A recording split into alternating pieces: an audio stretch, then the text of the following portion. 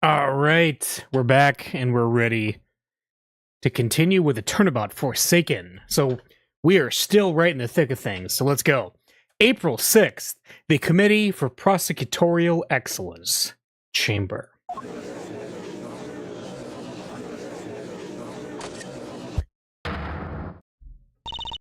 Silence in the courtroom, please. Miss Von Karma, if you would be so kind as to update us on the progress of the search. It's not good news, I'm afraid. The entire big building has been searched from top to bottom, and no auctioneer's hammer was found anywhere.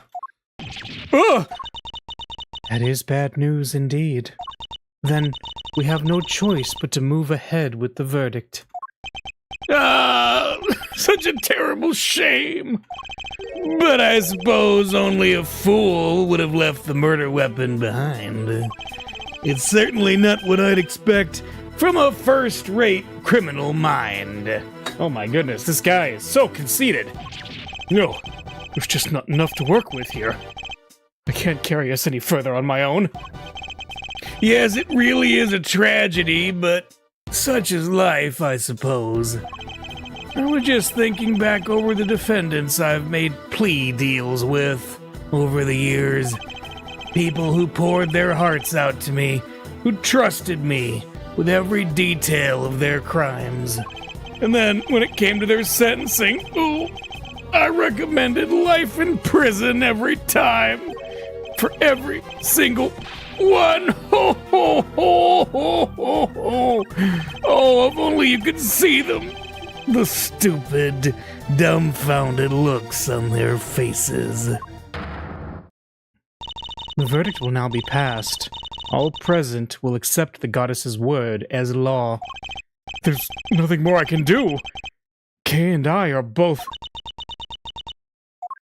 If only we had some proof!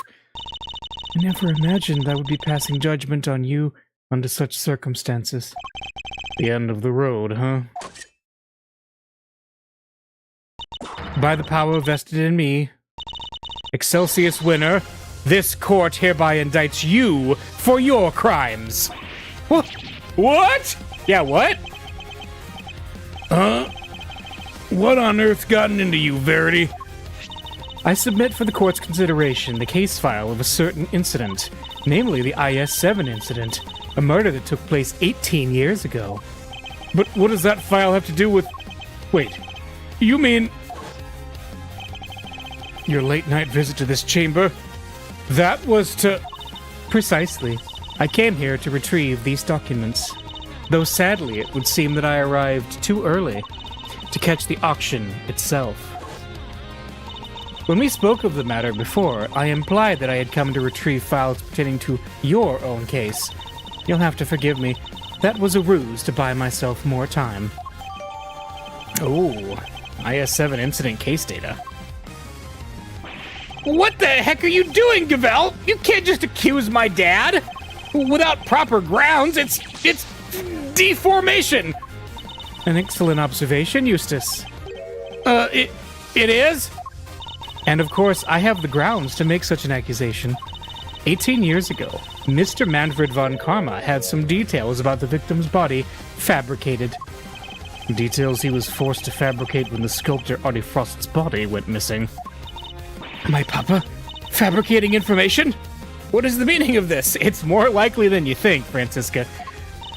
Ian Seidman, the detective originally assigned to the case, did in fact report that the body had gone missing. However, it seems that a certain someone wasn't very pleased with Mr. Von Karma and deliberately withheld that information in order to bring him down a few pegs. What? This individual refuses to allow anyone to go against their wishes or to challenge their power, and they're known to go to extreme lengths in order to bring those who defy them to heel. 18 years ago, they were no different. In fact, they even ordered Dr. Hertz to create a fake autopsy report for the IS-7 incident. What? She was responsible for the fake report? Wait, you have to understand, Grandma, she's not a bad person. She had to do what he said. She didn't have any other choice. He? The person in question was the chief prosecutor at the time. The chief prosecutor 18 years ago? No! The man who gave Papa the first penalty of his career? Excelsius winner, it was you. What are you all talking about? My dad would never do something like that! I'm sorry, Eustace, but your opinion on the matter is not needed here. Well, Chairman Winner, do you have anything to say for yourself? All that nonsense with the body, that was Manfred's doing. Such a willful boy. And the fake autopsy report, Hilda, how could you? I can't believe you naughty kids would do such dishonest things behind my back. We could just ask her why she did it. She is standing right over there, after all. Wait, Grandma can't... She's... Ouch! Grandma, I'm sorry. I knew. That's why I... Right, exactly. If I didn't, everybody would have found out about what you did. They said he was going to charge you if I didn't help you with their plan. They said he would... I just had to do what the auctioneer said. So you were coerced into it, were you, Nurse Sneedler?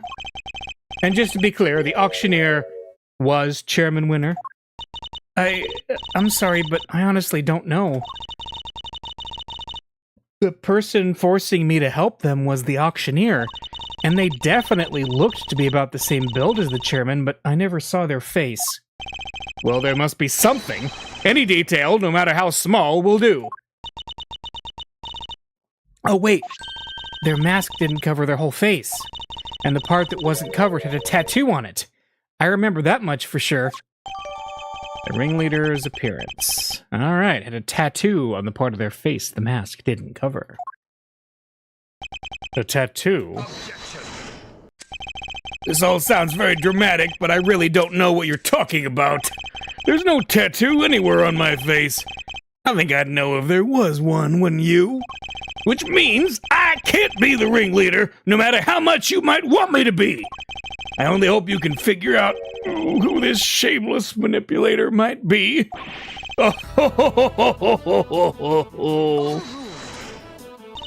Your contempt for this courtroom is an insult to the goddess. You sure it's not you who's feeling insulted here? I am not the only one who's been trying to bring you to justice. Miss Ringer had been trying too. And I refuse to let her sacrifice be in vain. Young Rosie was looking to take me down, you say? But why? I barely knew her. I've always had a certain magnetic charm, but I don't remember ever catching that particular eye. You barely knew the victim? Why, I do believe that is a new statement. The goddess demands that you offer your full testimony on the record. So that's how this is going to go, hmm? You mean to hound me until I finally break? Well, if that's the way you want to play it, fine. I'll destroy you all. Every last one of you! Mr. Edgeworth, please allow me to work with you on this one. Huh? I doubt we'll get another chance to put him on the stand. So let's make the most of this opportunity. Of course, Your Honor. I wouldn't have it any other way. Oh, hype! Now, Chairman Winner, you will tell this court everything you know about Miss Ringer. Here we go. Hype. Gavel has switched sides. Everything I know about Miss Ringer. Young Rosie was a member of the committee, of course. But we never really had any personal interactions, at least none that I remember. I had no motive to murder that poor girl whatsoever, and I have absolutely no idea why she was after me. So you don't mean to accept your part in any of this? Of course he doesn't! He isn't guilty! How could he be? He's my dad, the winner of winners! That's very kind of you, Eustace, but you'll need more than mere words. if you plan to cover for me.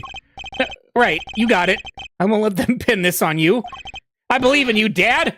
You'll beat Edgeworth. I know you will. Yes, you really are such a sweet, simple child. He really loves his dad, huh? But that's no excuse for him to ignore his father's crimes.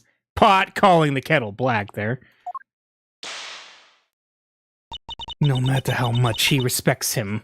Oh, got some character development from Francisca here. Regardless of their station in life, all criminals will be made to atone for their sins in time. This won't be easy on Mr. Winter, but it has to be done. We can't let his father get away with this. Alright. He's a member of the committee, of course. Okay. As a member of the committee, you must at least have been familiar with her face.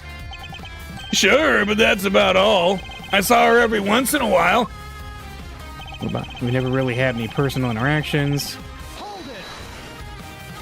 So you're saying you barely knew the victim at all? That's exactly what I'm saying, my boy. Yes. Why, I never even knew about that burn mark on her hand. You didn't? I mean, what's the point? You get to know someone, but before you know it, they're gone. It's become such a pain to remember things about others. They're here one day and gone the next. Yes, because they dare to stand up to you and you make them disappear. If you could please add your remark about the victim's burn to your testimony, Chairman Winter. I didn't even know about the burn mark on her hand.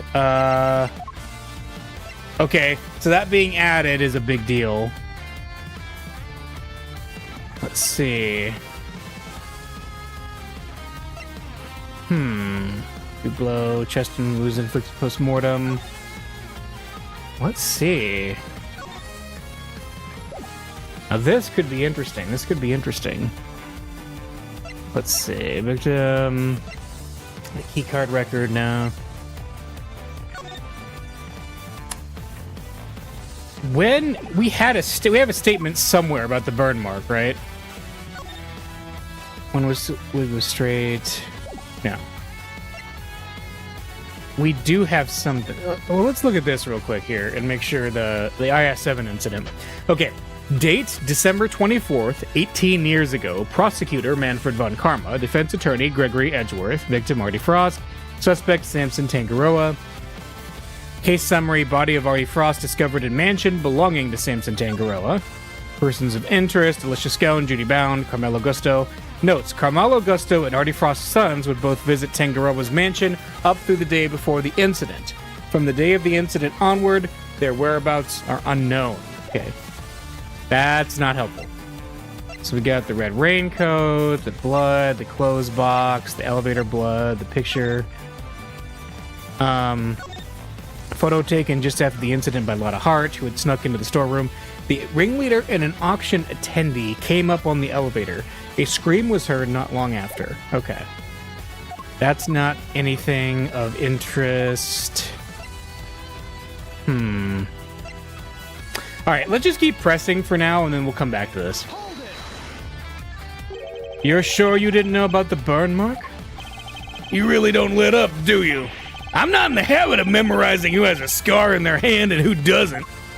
But this wasn't just any old scar. I'd say it's pretty noticeable, in fact. Perhaps under normal circumstances. But now that I think about it, Miss Ringer did always wear gloves. Truth be told, I wasn't aware of the burn mark until after the incident myself. The victim's hands were always covered by a pair of gloves. It makes sense, of course. People can be very self-conscious about such things. I can only sympathize, being something of a sensitive soul myself. I hope you're not too sensitive to append that statement to your testimony. What's that? Although I suppose she was always wearing gloves, perhaps it was to hide that burn. So you remember her always wearing gloves? I mean, it was something of a trademark of hers, yes. Who knew it was to hide a burn mark? I always imagined it was just a fashion statement. Does your little friend there have something to hide under all those bandages, I wonder? Who, me? No, I don't have anything to hide. You don't? Not even the stony visage of a cold-blooded murderer? If anyone here is hiding such a thing, it's you. And I'll expose your true face if it's the last thing I do. Ho ho ho ho, you never fail to entertain, my boy. Go ahead and do your worst. So Miss Ringer always wore gloves. That reminds me of something. I should look over all the evidence again. See, I had no motive that poor girl whatsoever. You never had any trouble with her professionally?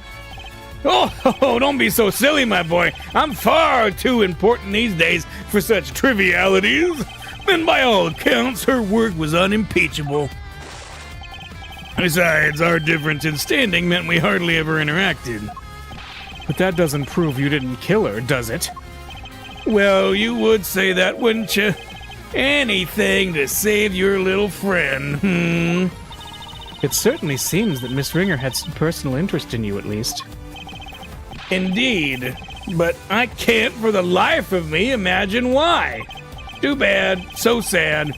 Without a motive, you can't logic your way into pinning this on me. Alright, I don't know why she was after me. Let's see.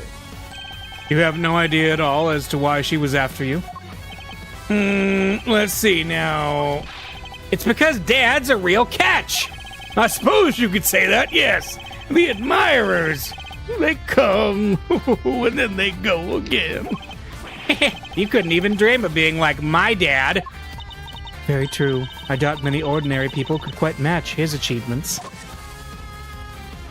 It's remarkable, really, to have so many people come into a life, and then for so many to leave it. I certainly won't complain if you choose to leave, Verity, my dear.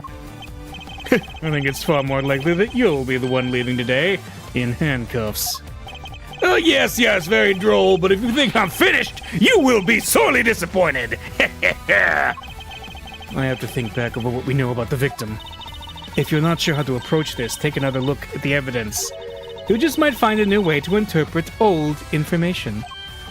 Are you trying to help me, Francisca? I'm trying to help Kay Faraday. I couldn't care less about you. Nice to see she really is worried for Kay. In her own Francisca sort of way. Yeah, you've gone from accusing her in, what was it, the fifth case of the last game to wanting to help her out. It's not like I like you or anything, Yubaka. That's right. I suppose she was always wearing gloves, but it was to hide that burn mark. Okay, hang on a second. The ringleader's appearance. White gloves. I wonder if this is different now because of this. Let's see. No? What do you think about this piece of evidence, Chairman Winner?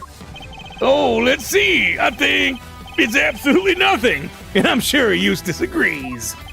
Sure do, Dad. It's totally irrelevant. You get swatted down by the lesser Winner. Mr. Winner is really enjoying this, huh? Of course he is. He has his father here to back him up. But that's just fine. I'll just take the both of them down together. Alright, she was always wearing gloves. Perhaps it was to hide that burn. Okay. I feel like we got a pretty big hint that this is where we need to present something, but I gotta figure out what it is first. So let's see. Don't worry, I'll make sure you get your precious thing back. That's not really important. Student ticket, right. Candelabrum, the autopsy report. Let's see. Cause of death appears to be blunt force trauma. Puncture wounds on the chest were inflicted. Other remarks. Prominent burn mark on back of victim's right hand. Right. Hang on a second. No, that's not a right hand. Because it said... Because I was like, oh, wait a minute. If there's a burn mark on the back of the right hand, is this not her in the picture? But that's the left hand, right? Oh, wait, no. Hang on, I'm getting mixed up. Maybe this is right. Maybe there is something goofy about this. I don't know. Let's see. Yeah, right hand. And we're seeing palm in the other... Okay, so that might not be... Okay. My theory might have gotten deflated there. What else we got? The victim's letter. It helped with my plan. Now we both get what we want. Good luck getting your revenge for what happened 12 years ago. Alright. Your revenge for what happened 12 years ago. Interesting. Huh. Man, I don't know what to make about that. 12 years ago. So it was 18 years ago was IS-7, right? So something...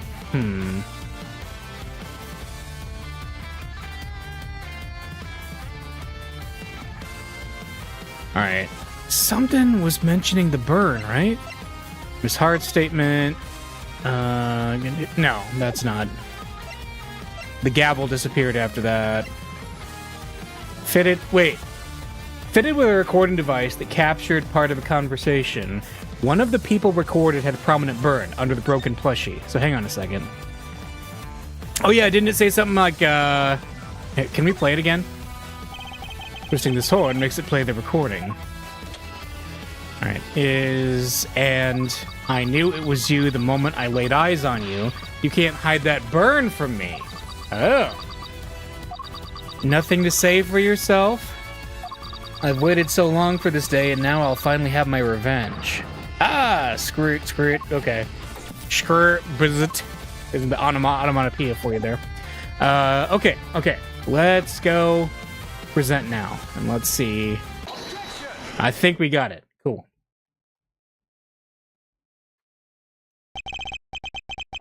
So, Miss Ringer always wore gloves. Here she did. That raises a rather important question, and highlights quite a contradiction. A contradiction, you say? Really? If we listen again to the conversation that was captured by this stuffed cow, you'll see what I mean. He called it a cow. I knew it was you at the moment. Okay, we just went over this, so we're good there. Nothing to say for yourself. Yep. Alright. We can be reasonably certain that what we just heard is the moment the victim was attacked. I knew it was you the moment I laid eyes on you. You can't hide that burn from me. We assume that those were the words of the killer. And where's the problem in that? It seems like a perfectly sensible assumption to me. I'm afraid not, Chairman Winner. For you see, if the victim was always wearing gloves, as you just testified, then the burn mark on her hand should not have been visible to her killer. Objection. You speak as if gloves can't be easily removed. She could have taken them off during the auction. But she hadn't. She was still wearing them when I changed places with her. So they must have been on her hands when she was being murdered, too. What are you saying, my dear? Do you know how much trouble you're in? You do know how much trouble you're in, don't you? I'm not scared of you anymore. I have Grandma on my side now. Now it's time for you to pay the piper, Winner, you dang devil. I see. So you're both looking to disappear, too. That could be arranged. Not this time, Excelsius, Winner. The only person disappearing will be you. Hey, you can't talk to my dad like that! Who cares if the burn was covered up? Why does that even matter? Oh, it matters. Because it turns our understanding of the burn mark on its head. What do you mean? What can the fact that the victim's burn mark was covered up possibly tell us? The murderer had a burn mark too. The victim didn't have a burn mark. There were no burn marks at all. The murderer had a burn mark too. Yeah, that has to be it. Think about it like this, Mr. Winner. The victim was wearing gloves. Therefore, the burn mark on her hand would not have been visible. In which case, whose burn mark was it that was being referenced in the recording? Somebody who, wasn't the victim? Precisely. Which can only mean that the culprit had a prominent burn mark, too. Or to put it another way, I knew it was you the moment I laid eyes on you. You can't hide that burn from me. Those words were spoken not by the murderer, but by the victim. No way!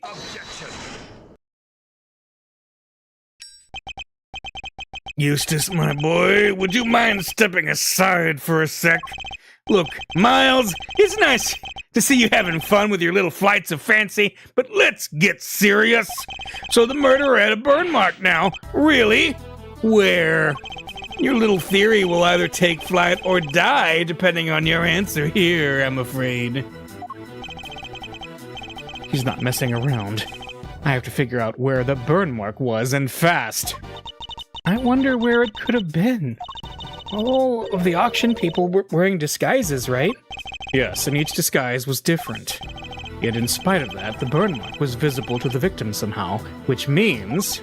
Well, shall we? Enlighten us, why don't you? Where was the murderer's burn mark? I assume you have some evidence. Is it the skull that was testified to? What was it? Ringleader's appearance. Also a tattoo. The tattoo is actually the burn mark, right? Here is my evidence. The outfit the ringleader was wearing throughout the auction. Or rather, the outfit you were wearing, Chairman Winner. Oh, what exactly is that supposed to tell us, huh? A suit, white gloves, and a mask. This disguise should have covered almost all of your skin. But according to Nurse Needler's testimony, the auctioneer's mask didn't quite cover your entire face. And not only that, she claims to have seen a tattoo on the part that was exposed. But was it a tattoo, or did she simply mistake a burn mark for one? A burn mark? On the face? Sorry to interrupt while you were so clearly enjoying yourself, dear boy, but I regret to inform you that none of the committee members have such a burn.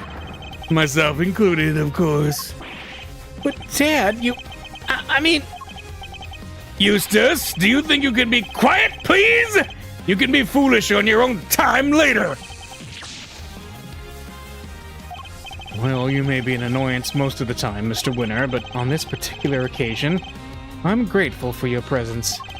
A reaction like that from you, his son, is as good an indicator of the truth as I could have hoped for.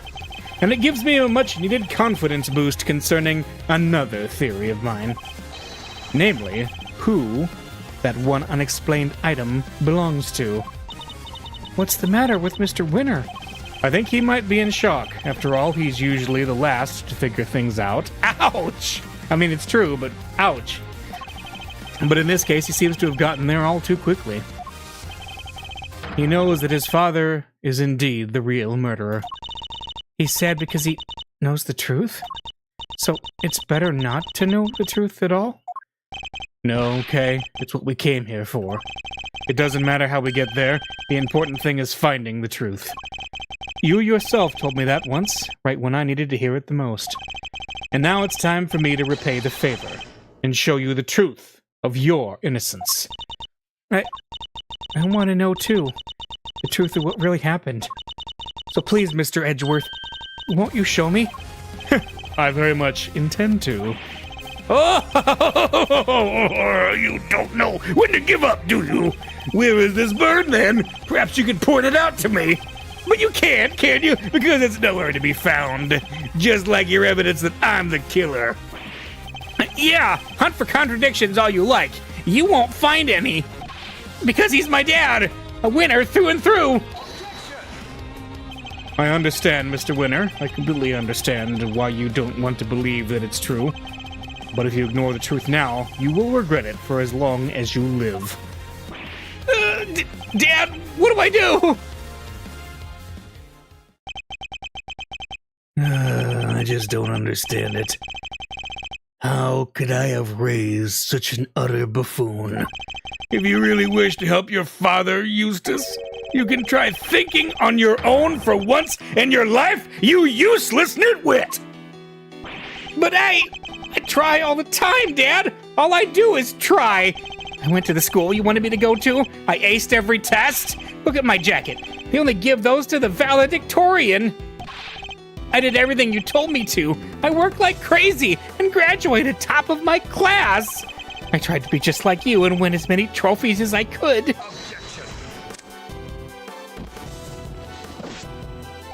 You really are just a simpering simpleton, aren't you? Those tests you aced! I had the school give you perfect scores on all of them. Those debate and speech competitions you won, the judges were all friends of mine. If you never even realized that much, there is no hope for you, I'm afraid. None at all! You're no son of mine! Even you must see that! Ah!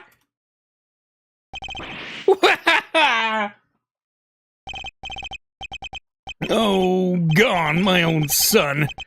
They all leave in the end. I mean, boo. Even when he was trying, he was failing. And he did it all for me? Then he should have tried harder.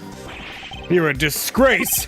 You don't deserve to be a father. And you certainly don't deserve to be chairman of this committee. Even I feel sorry for the boy now. Poor Mr. Winner. Explain yourself, Chairman Winner. Just what do you think your son is to treat him that way? An utterly useless pawn sounds about right. But you're one to talk, Verity. You tried to worm your way into my trust by using Eustace too. I cannot deny it. However, I have never thought of him as a mere pawn. He may not be a naturally gifted prosecutor, but he tries. In some ways, he tries harder than anybody. That's what I have witnessed during my time with him. Yet you would call him useless? How could you? Oh, because he is, Verity, my girl. He is utterly incapable of doing anything I ask of him. Mr. Edgeworth, I entrust my offering to the goddess to you, so that you may use it to call her final judgment onto Excelsius Winner. Thank you, Your Honor. I've been more than ready to do so. If the ringleader had a visible burn mark on their face that night, then it would follow that Chairman Winner is currently hiding that mark somehow. How exactly was he dressed during the auction?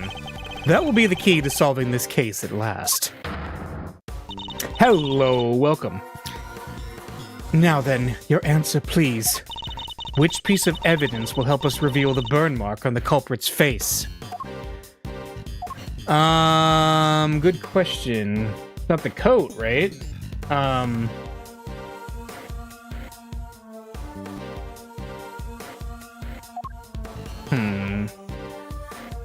Alright, we gotta consider this. Let's look at the coat real quick. I don't think so. I think that really was her. Elevator blood, no. Nurse Needler statement. Hang on a second. Ringleader prepared wigs in order to enable their accomplices to disguise herself as Miss Ringer. One wig was straight, and the other wavy. Ringer's hair was straight, so wavy was not used. Wait. Ringleader prepared wigs in order to enable their accomplices to disguise herself as Miss Ringer. Wait a minute. Wavy. Well, yeah, because her hair is straight, right? Like, yeah. So why would he have a wavy? That's just the fact that that's a detail that hasn't gotten brought up in a Chekhov's gun kind of standpoint makes me wonder. Because that's her. So yeah, her hair is all straight. No, Emma, Lotta, Eddie. Now, somebody who does have wavy hair is Mr. Winner there.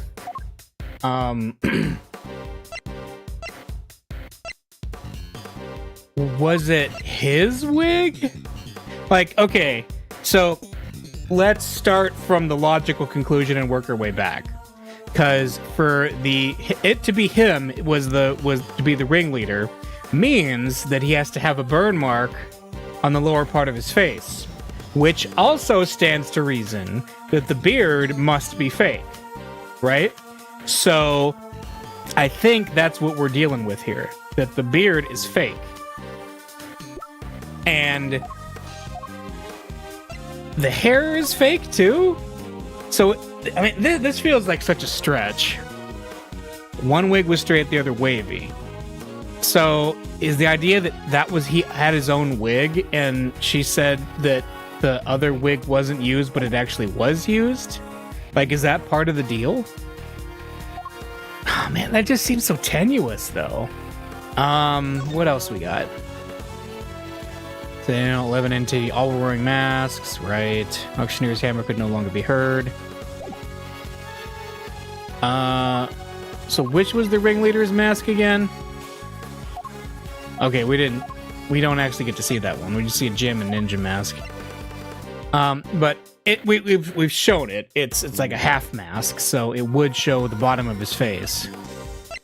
Yeah, and a mask. Also had a tattoo on the part of their face the mask did not cover. So that would be where his beard would be. So that stands to reason his hair is fake and his beard at least is fake. I don't know about his hair. So yeah, maybe the other wig is fake. It seems so weird though. Like, I don't feel like this was built up to quite as strongly. The only thing I'm going off of is that is a detail that has not been used yet. And it just kind of was living there. So I'm going to present that and assume that this is what we need to do. So let's see. Oh, I think it is. Okay, that's really weird. That's a stretch. Recall Nurse Needler's testimony, if you will. There was one thing we never quite resolved. Oh, Edgeworth is using meta logic too. The second wig, the one that wasn't used. I seem to remember it being wavy. What are you two talking about? Nurse Needler apparently found some very interesting items when she went to swap places with the victim. And what do they have to do with the burn mark? What she found were two wigs.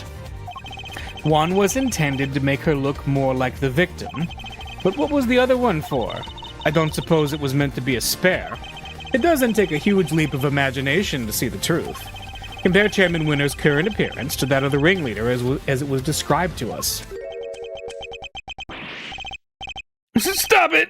Oh, stop staring at me! One very prominent difference presents itself. His face, rather, what's around it. You mean it wasn't a wig after all? Indeed, not a wig intended to go on top of the head in any case. So wait, it was I would think someone would know the difference between a fake beard and a wig. That's just weird. It was a fake beard all along, wasn't it, Excelsius Winner?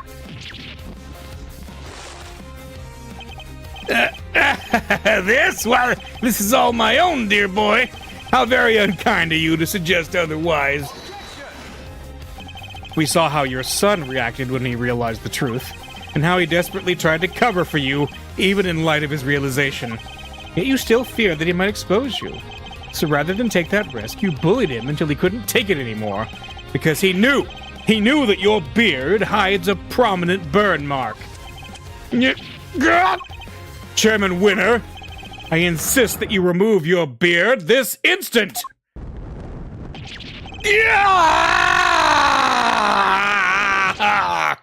Oh, there it is. There it is, the burn mark! Mr. Edgeworth, for bringing evil to justice before the eyes of the goddess, you have my thanks. No, thank you. I couldn't have done it without you. Excelsius Winner, in the name of the goddess, I hereby pronounce my verdict. In the matter of the murder of Miss Rosie Ringer, this court finds you guilty.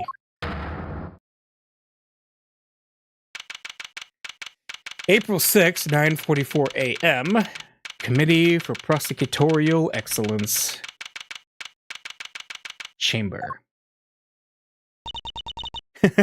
Time to write some Edgeworth and Verity fanfiction. Hey, get ChatGPT on that right now. Mr. Edgeworth, I can't thank you enough. You never gave up on me, even when I gave up on myself. It was very kind of you. Well, there's no need to thank me. As a prosecutor? No. As a friend. It was the least I could do. Mr. Edgeworth, rejoice. I've learned that Chief Chairman Winner has been safely delivered to the detention center. The search for the missing auction hammer continues, however.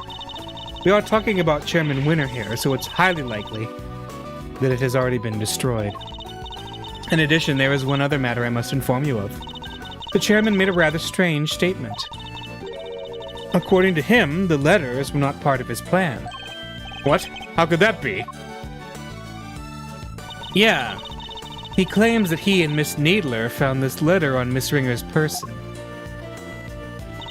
And that they then found a second letter on Kay's unconscious body. From their contents, the letters seemed to be ones of correspondence. So he leapt to the conclusion that they must have been working with each other. That's quite the conclusion to jump to.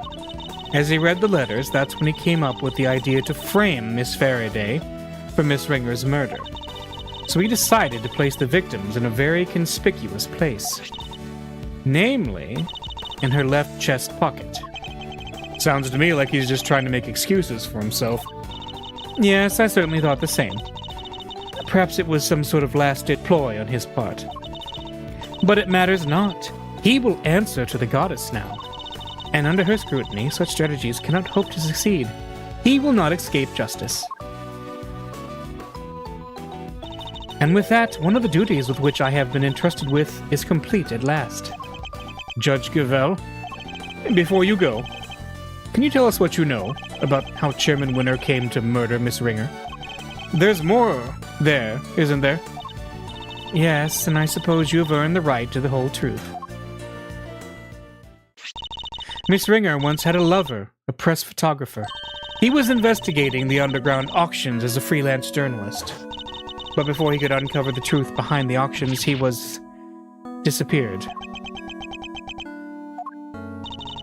All Miss Ringer was left with were the memories and personal effects of her lover. And so, seeking revenge on Chairman Winner, she made her appearance at the auction. By the way, true Dual Destinies fans out there, I just want to let you know, this is not the Dark Age of the Law. So, just wanted to make that statement real quick.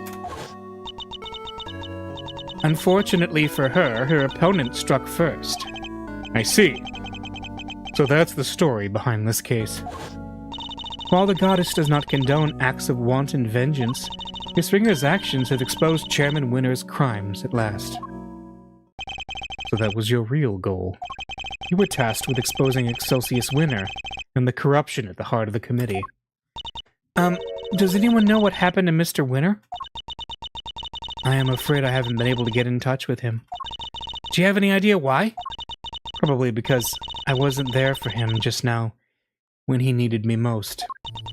Oh, I really feel bad for him. Well, don't pity him too much. At least he knows the truth now. And no matter how hard it might be, he'll need to learn to accept it. If he can't, he'll never be able to move on with his life. Trust me. The father's influence isn't easily erased. But in time, he can hopefully try and change his ways. You're right. You've got to be. Can I change too, I wonder? Can I move on with my life?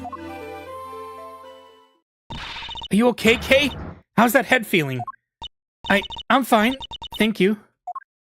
I'm so sorry, Kay. You were my patient. I had a responsibility to you, and instead I let them accuse you. Ouch! Dang right, we ain't just in the business of fixing bodies, Missy. The mind's where it all begins. You're right, Grandma. Speaking of which, how's your memory? It's like, with a little more time, maybe I'll be able to remember some more. Please forgive me, but I'd better be on my way. I am to preside over the trial of Fifi Lagarde in a bit. The Bronco Knight case, huh? Who is the defense attorney? It was supposed to be Miss Ringer, but as she is no longer with us, we are still in the process of finding her replacement. Miss Ringer was scheduled to represent Warden Lagarde. And of course, until we find Eustace, there is nobody to act for the prosecution either.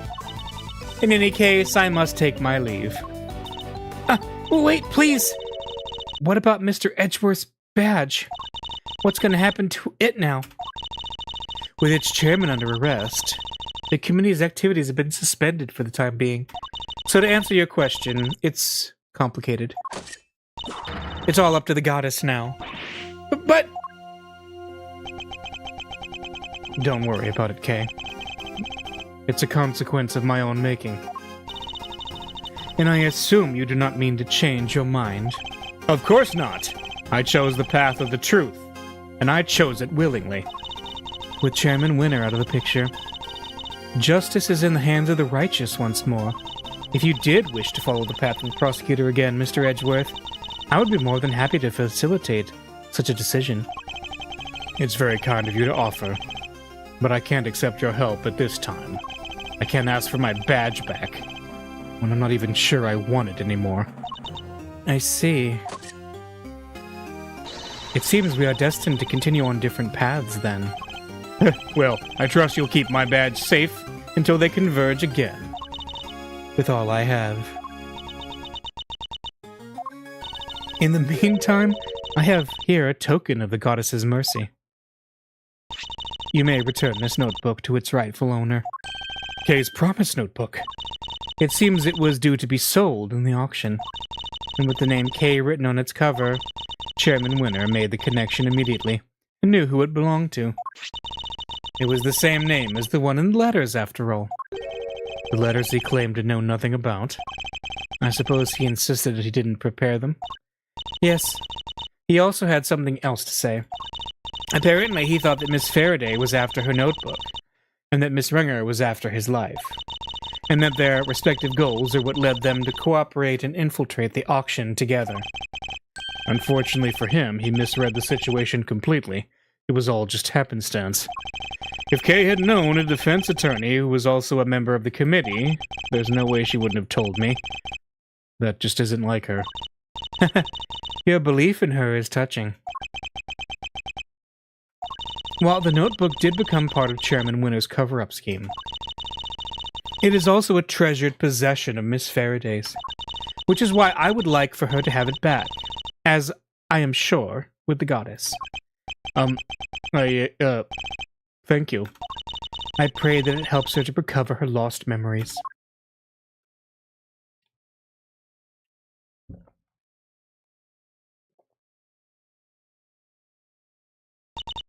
Is everything all right?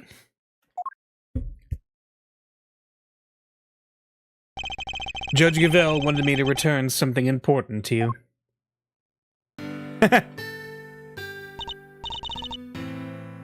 Isn't that... I'm sorry I'm laughing because people have turned this into a meme of, like, Edgeworth handing, like, L cards to people and stuff, so... I associate this with a meme. Always greet people with a smile. Even people you don't know. Never cry in front of strangers. Daddy, I wrote them all down, Daddy. Yeah, I'm gonna keep all my promises and be a real hero when I grow up, just like you. Oh, wait! I forgot to write one down. The most important promise of all. Promise number 5. Always try your hardest to learn about things you don't understand. I remembered it just how you said it. And now I'll never forget it. Always try your hardest to learn about things you don't understand? That's right. I have to try. Oh. I'm Kay Faraday, the great thief who'll do anything to get her hands on the truth. Second Yatagarasu, and assistant to Mr. Edgeworth. Kay, is that really you? Can't say I'm not a little bit embarrassed, but yeah, I'm back. I couldn't have done it without you, Mr. Edgeworth. You never stopped helping me, even when I was totally lost and couldn't remember anything. Thank goodness. You certainly seem to be back. Kay, so this is the real you, huh? Welcome back. It's so good to know you're better. I can sleep easy now. Now that you found it, don't you dare go losing that memory of yours again, young lady, you hear? Miss Needler, Dr. Hertz, thanks a lot for looking after me. And if you really are better, how about you get out into them dang hospital duds? Oh yeah, I washed all your clothes for you. Here. I thought they were with Detective Gumshoe. He handed them over to us after they came back from forensics. And did he happen to mention if forensics found anything of note? I didn't ask. Anyway, never mind that now. Put them on, Kay. I want to see. Wait, what about her bandages? Surely it's too soon to remove them. Oh, it's probably fine. She may have taken a big old bump to the head, but she wasn't really hurt otherwise. But then, why all the bandages in the first place? Prevention is better than cure. A stitch in time saves 9. Those are just a few of my mottos. Both of which sound like painfully annoying practices for your patients. Okay, Kay. Transformation time. Yeah, now this is what I'm talking about.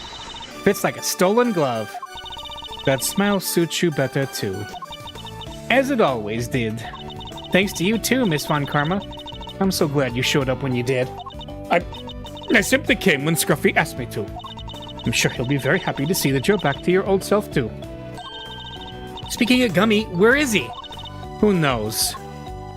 Perhaps the well of his devotion ran dry when a certain someone threw away his badge. Detective Gumshoe. Anyway, I have to be going, and I'll be taking those two with me. Wait, what's going to happen to them? Acting as an accomplice in a murder and forging an autopsy report 18 years ago. Their crimes can't be allowed to go unpunished. But the fact that Excelsius Winner coerced them into cooperating will, of course, be taken into account. Don't you worry about us, Kay. As long as Grandma and me are together, we'll be all right. Take care, Kay Faraday, until we meet again. So, Kay, Lotta's just in the background. I know you only just got your memory back, but I need to ask you some questions. Sure, ask away. What happened the day you lost your memory? What were you doing? Let's see. Somebody asked me to meet them at Gourd Lake, but I didn't know who it was. Hey, it's the Samurai Dog stand. Is it Larry? So there I was, just looking up at the moon when somebody in a red raincoat started walking toward me. He must have drugged me somehow because that's when I fell unconscious. What? I'm not sure I follow. Kay was at Gourd Lake, looking up at the moon? Anyway, when I came to, I was on the roof of this building. I was in a daze and stumbling around up there when I saw the person in the red raincoat again. They were lying on the ground. Okay, so her memories were blended. I see. I was so surprised. I stumbled backward. And then I was falling, and everything went dark. When I came to the second time, I couldn't remember anything. The person in the red raincoat. Who in the world were they? I'm sure they were walking in midair. Thinking about it's making my head hurt. Just breathe, Kay. You only just got your memory back. You're still confused. I imagine the root cause of your confusion is... Oh man, Larry really is the mastermind behind all this. Seriously? Yeah, I love it. Okay, the root cause is you fell down the hatch. I mean, yes, she did. Your memories of two different locations, the name on the promise notebook. Okay, so it's not the name of the promise notebook because that obviously brought her confusion... brought her out of her confusion. Your fall down the hatch doesn't make sense because we know that that's caused her memory loss, and we already have an explanation for that. The thing that I just mentioned is that her memories of two different locations are blended together. She saw the raincoat at Gourd Lake, and then she saw the dead person, Rosie, at the top of the building. So yeah, memories of two different locations. I imagine things are all mixed up in your mind because you were at Gourd Lake one minute and then at the top of the big building the next. And because you saw the moon in both locations, your mind blended your memories of the two together. Huh? But those are two totally different places. I know I was pretty out of it, but I don't think I could have gotten them confused that easily. I believe these things on the roof may have made you more likely to become confused. They stand, right? There are two key similarities between the scene down by Gourd Lake and here on top of the big building. Cherry blossoms and food stands. Wait, you're right! Those similarities are what caused your memories of both places to overlap. The person in the red raincoat wasn't walking in midair. They were walking towards you from across the park. But in your blurry memories, that same sight played out over the viewing platform instead. No way! Who steals a great thief's memories, huh? Not just cheating. Even still, this doesn't answer the question of who attacked Kay in the park. Was it the person in the red raincoat she saw? Nope. Do you hear that? It sounds like it's coming from up in the storeroom. Come on, let's go take a look. Well, howee! I smell another scoop in the offing. You're still here? He didn't realize she was there. He's just gonna ignore her. April 6th, 9:53 a.m., 51st floor. Storeroom.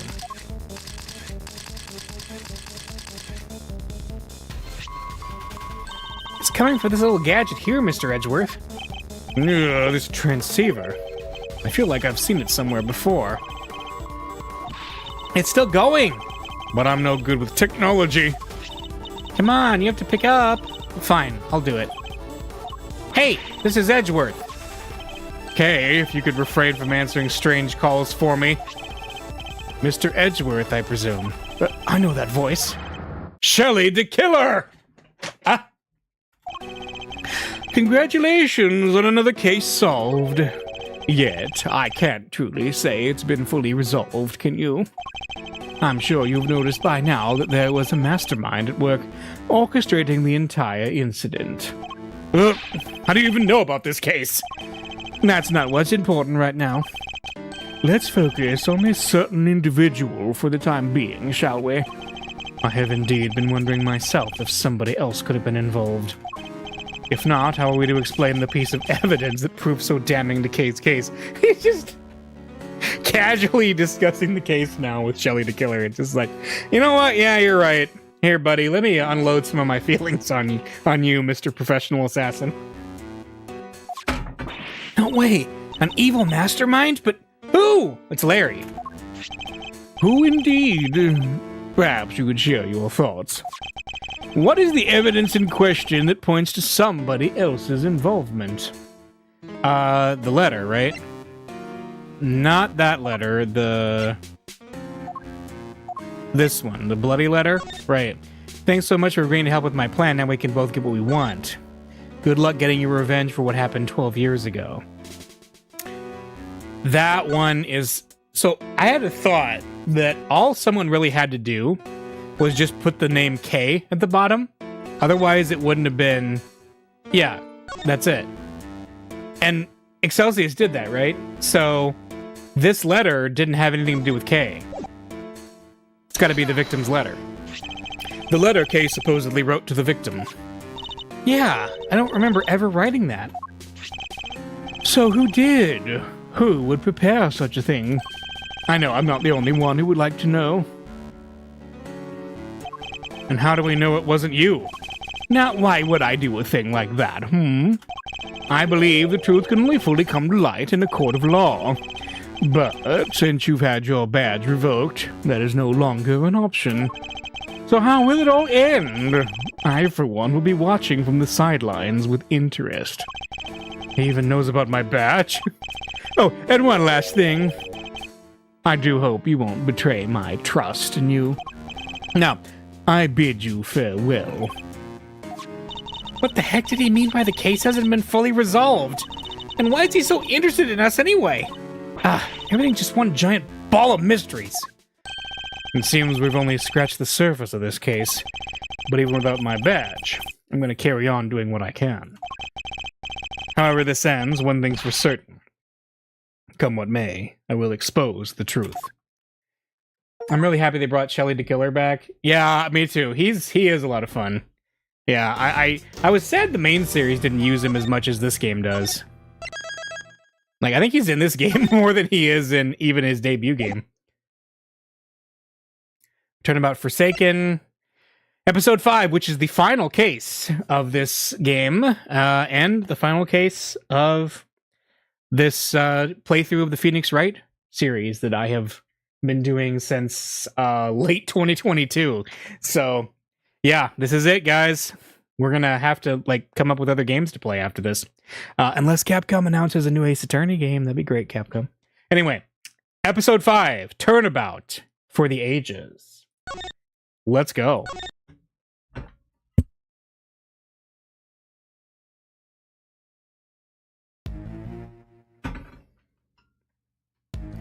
Oh, this is like right afterwards. Yep, there's the statue of the goddess. Whoa.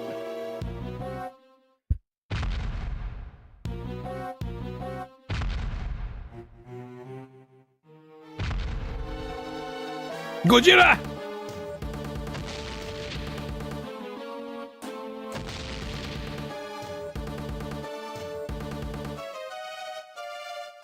Hey, it's that one guy.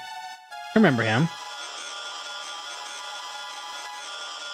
What is happening?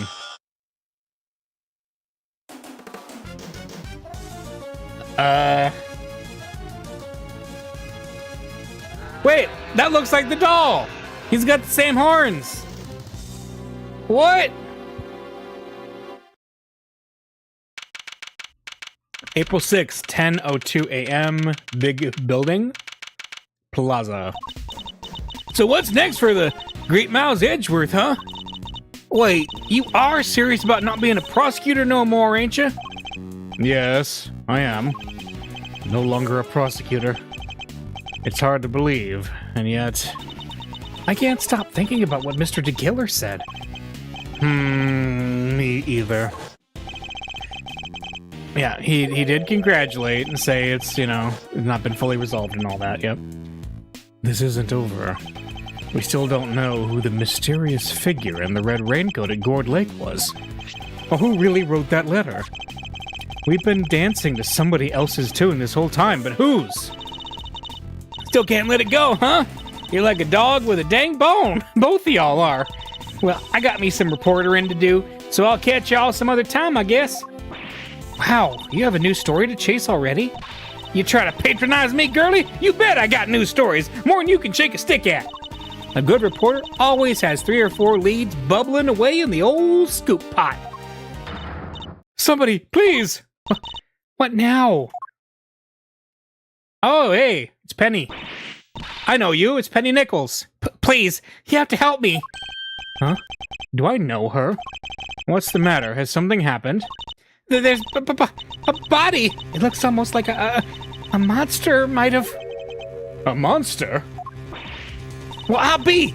Anybody else smell the sweet, sweet smell of scoop soup? What happened to your other scoop? This way. Hurry. Very random person to bring back. What's happened now? What indeed? I suppose there's only one way to find out. April 6th, 10:05 a.m. Big building. Empty lot. Well, they did say they were filming a movie. Last case. And then I see the big old marks in the ground. Huh? These look like... Yup, footprints! This right here is photo gold. Footprints? But how big would a creature have to be to leave prints like that? Mr. Edgeworth, look! Oh... Hey, it's Long, and is that the president of TftA? Shi Long Long. What's he doing here? Wait, the guy on the floor, that's... No. The president is dead? Dijun Wang, the president of TftA.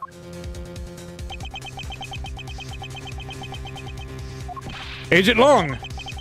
Mr. Prosecutor, how did you get here so quick? What is going on here? Huh? You don't think that's exactly what I'm trying to figure out myself? We can't blame him for being on edge, I suppose. The leader of his country is dead. Speaking of which... The body is lying inside one of the footprints. What on earth happened to him? Monster? Monster? What the heck else you want me to say, huh? That them's right there is monster prints, mister! That big old bad old Taurosaurus done stomped right through here. I ain't never been sure or nothing. What? And I suppose you mean you are sure? This right here is the scoop to scoop up all the other scoops and bury them 10 feet deep.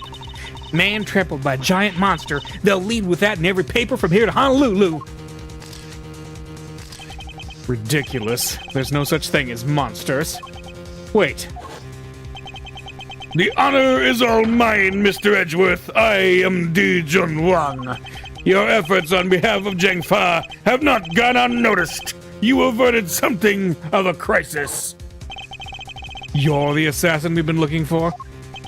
In a sense, yes. A certain someone did indeed hire me to carry out a contract. And that contract did indeed specify that I was to assassinate President Wong. Did he finally manage to... You! Did you discover the body? Yes. That is, What are you doing, Agent Long? Long Ji says, begin at the beginning with the first person to arrive at the scene. Well, did you really just discover the body? Yes, yes! Hey, go easy on her, can't you see she's scared? I don't think he's in the mood to go easy on anybody. Pah! Nobody's getting it easy today! Do you have any idea who that is lying dead over there? That's President Wong, the leader of TftA! Please, Agent Long, you don't seem your usual self. In more ways than one, in fact. When we first met, you had more underlings than I could count. And you were known for your unrivaled arrest rate and your cool head under pressure. Now the underlings are gone, and you've forgotten the fundamentals of police work. What happened? What did you just say? Shouldn't you be looking over the scene instead of accusing the first person you run into? Or is it me who's forgotten the fundamentals? Gah! I don't need you to tell me how to do my job. We're just about to get started. Good. That seems to have calmed him down a little. I'm glad he's here, because I was wondering, like, he showed up and then never showed up again. I couldn't remember what happened with him. We should take a look around too, Mr. Edgeworth. Yes, I think we should. At least until the police arrive. I'm not strictly supposed to conduct investigations anymore. Don't nobody need to go looking around. I done told y'all who did this. It was Taurosaurus. And my name ain't Lotta Hart. Wait. Not who did this. What did it? Yeah, that! Are you quite finished? We have an investigation to be getting on with. Step aside, please. You can't order me around no more, mister! You step out of my dang ways, more like it! Y'all mess with this here scoop of mine, and there'll be heck to pay, and then some! Excuse me? The woman who found the body. Where do I know her from? You're Mr. Edgeworth, right? Do you remember me? Oh, yes, of course. We met on that case. No way, you two know each other? Yes, as a matter of fact, we do. From somewhere. Great to meet you. I'm Kay Faraday, Mr. Edgeworth's assistant. Wow, I never knew you had your own adorable little assistant. I'm Penny Nichols. I work over at Global Wait a minute. Her name just changed to assistant. So, like, Edgeworth just doesn't even care. Is her name in here? I love it. I work over at Global Studios. I'm in charge of props. It's nice to meet you. Of course. One of my old cases involved a murder on the set of the Steel Samurai TV show. She was a member of the crew, and thus a person of interest. Our paths must have crossed several times while it was all going on. And yet, I'd completely forgotten her. It's good to see you again. So, if you're here, I guess that means... That's right, we're here on location filming for Global Studios. It's kind of a big feature, to tell you the truth.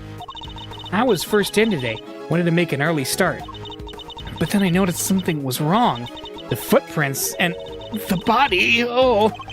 We'll take a closer look at the body in just a moment. In the meantime, can I ask you to notify the police?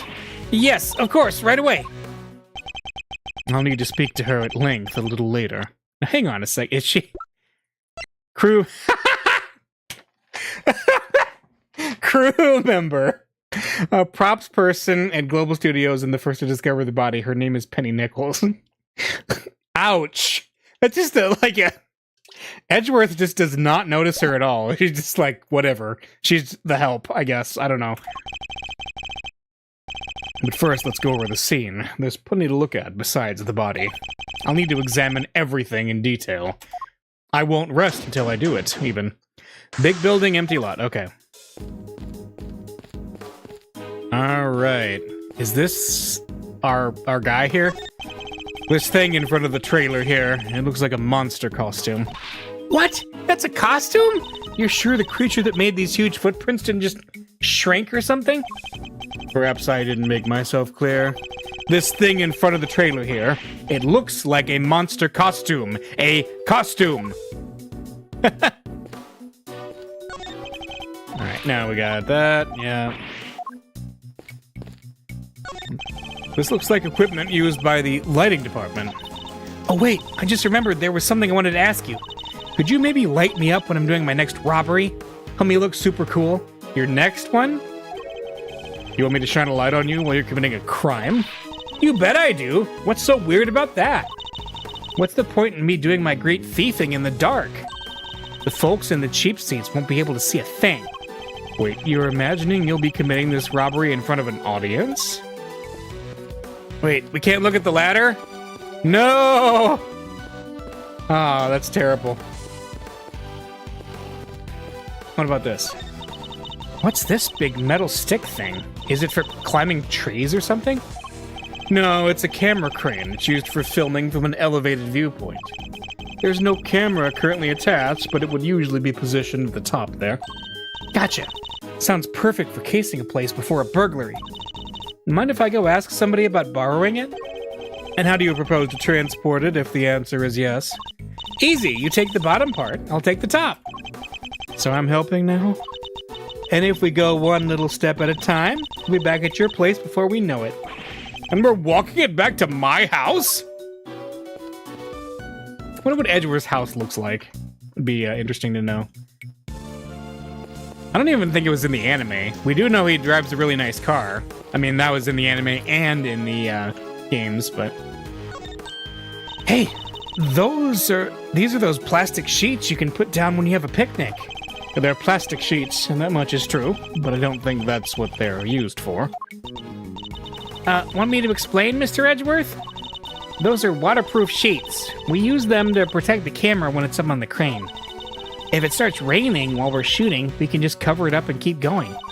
I see. So they must be pretty big, right? Oh yeah, they have to be able to cover the whole rig. Wouldn't be much point using them otherwise. The weather was pretty patchy yesterday, so we wound up using them quite a bit.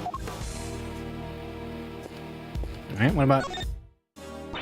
What is it now? Can't y'all see I'm busy? Girl needs room to work, you know? Why are you so obsessed with the idea that this was a monster attack? Monsters don't exist. Surely even you know that. What did you... You don't know what the heck you're talking about. Torosaurus is real, dang it. I know that for a fact. For a fact, How is that possible exactly? Because I done seen him. What? You saw Torosaurus? Where? How? Heck yeah, I seen him. The big bad bull himself. Right there in front of me. I was up on 51 over at that there big building just yesterday, right? Gathering materials for your story on the underground auction, yes, we remember. Well, ain't you just Mr. Memory Man? That's right. I done seen him right when I took that photo. The person in the red raincoat, Miss Ringer, right? Yup, y'all seen that blind right there next to little Miss Red Raincoat? Well, guess who was on the other side of it at that very moment? That's right, Torosaurus. There's nothing there. Well, I can't rightly capture every dang thing. I was just a little too far away, that's all. But I seen it all right. Boy, did I. Torosaurus's big old eyes staring right at me, peeking right in at the window. A window-peeking monster? Anyhow, I don't got time to be shooting the breeze with y'all. I got snaps to snap, reportage to report. Quit bugging me, will ya? Go on, get. That entire story was ridiculous. You didn't believe a word she said, did you, Mr. Edgeworth? Is it that obvious? Alright. Miss Nichols, where does this exit lead? That? Oh, onto the grounds of the big building. Yet another case with direct ties to that same building. The building with the hidden 51st floor used to store the lots for illicit auctions. I guess it wouldn't be much of a surprise if it turned out to be hiding yet more secrets. Alright, the big building. Look at this chain and padlock. Oh, look at that. Somebody cut the chain. They did? I'm sure it was still intact when I left yesterday. I'd say it's possible that this is where the killer entered from. Oh, we got a clue. Eek! What's the matter now? Look at that huge dent. How did that get there? You're right. That is a big dent. It would have taken a sizable object to make it, and a heavy one, too. That wasn't like that yesterday, either. It wasn't? I guess that means the dent must have been made last night at some point. Okay. Getting some clues here. Hey, what's that? Is that? That's a big horn lying next to him. Interesting. Alright, have we looked at everything we can? We can talk to her, I guess. I'm sorry I got a little upset before. Hey, you want to look at my Yatagarasu pen? Wait, that's... You recognize it? Huh? Oh, sorry. I must have been thinking of something else. I really do need new glasses. I'm such an idiot. It's really not something to get so upset about. What did she think it was? The Jammin' Ninja? Can we talk about it? This is the pin Kei always wears. It's shaped like the mark of the Yatagarasu, and it's very eye-catching indeed. I can't imagine any thief other than Kei would want to wear it. Alright, what about the forged letter? No? Oh, wait. Okay. That's just a generic response then. Aw, man, that's too bad.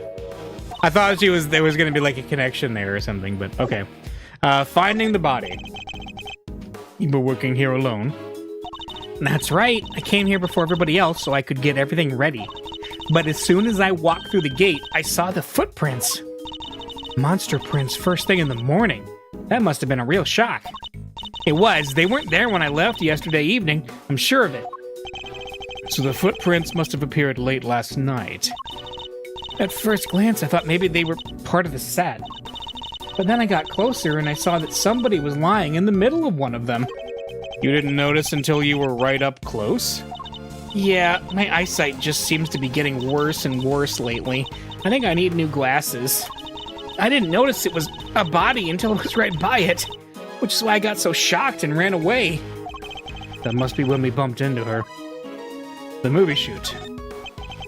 So you're shooting a movie? It wouldn't happen to be a Steel Samurai movie, would it? No. Oh. I love it. Oh, that's great. This one's a creature feature. You know the Taurosaurus movies, right? I'm afraid I don't. You'll have to forgive Mr. Edgeworth. He only cares about the Steel Samurai. That's not... Hey, that's alright. Not everyone's a fan, but they soon will be. He's back after 12 years of silence.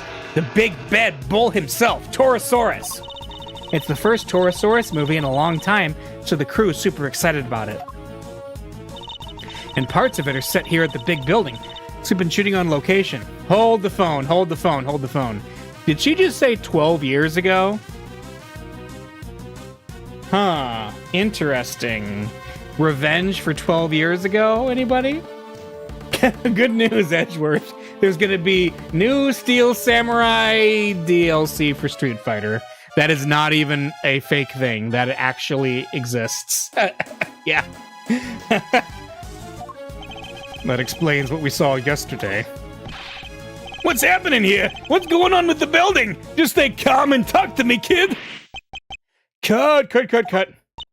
I'm so sorry. We're shooting a movie. Could you, I remember that. That did happen. For sure. That must be what they were filming. So does Taurosaurus smash the big building to pieces in the movie? I bet he does, right? Wouldn't you like to know? Well, you'll just have to wait to find out in that theater. Here, you can have this if you like. Oh, thank you. He's just so unexcited. An epic rivalry is born. Taurosaurus versus Gordy. Gordy? Huh. That's right, it's not just Taurosaurus on his own this time around. he has an arch nemesis. Oh my goodness. We're bringing back Gordy now. You know Gordy, right? The monster from Gourd Lake? Oh yeah! Wasn't everybody talking about that a couple of years back? Hey, that was the article. The mysterious creature in the lake. It showed up in that one couple's photo. This is getting dangerously close to talking about a previous case, game. Just so you know, I don't want you to get in trouble with Capcom's legal department that has definitely forbade you from doing this, so be careful, okay? Not only were people talking about it, it played a major part in one of my cases. Well, I mean, yes, it was one of your cases, in that you were involved in it, but you definitely weren't a prosecutor in it. Not a name I'm too wild about hearing again. Okay, yeah, nice and vague. You keep it like that. The directors... yeah, a case that involved that man. The director's fascinated by the stories, which is how Gordy wound up in the movie. A little behind the times, but better late than never, I suppose. It's like... It's up there with somebody making a Slender Man movie like a decade after that was relevant. Just wait till you see those two legends tearing into each other on the big screen. Creature, feature, flyer, data, jotted down in my organizer. Okay. We're gonna do a Harlem Shake movie next. I heard all the kids are into that. I think we need to learn a little more about the security situation here on set. Mr. Nichols, is the set kept locked overnight? Yeah, we use one of these. A combination lock, huh? So anybody who knows the code can get in and out. And was the lock in place when you arrived this morning?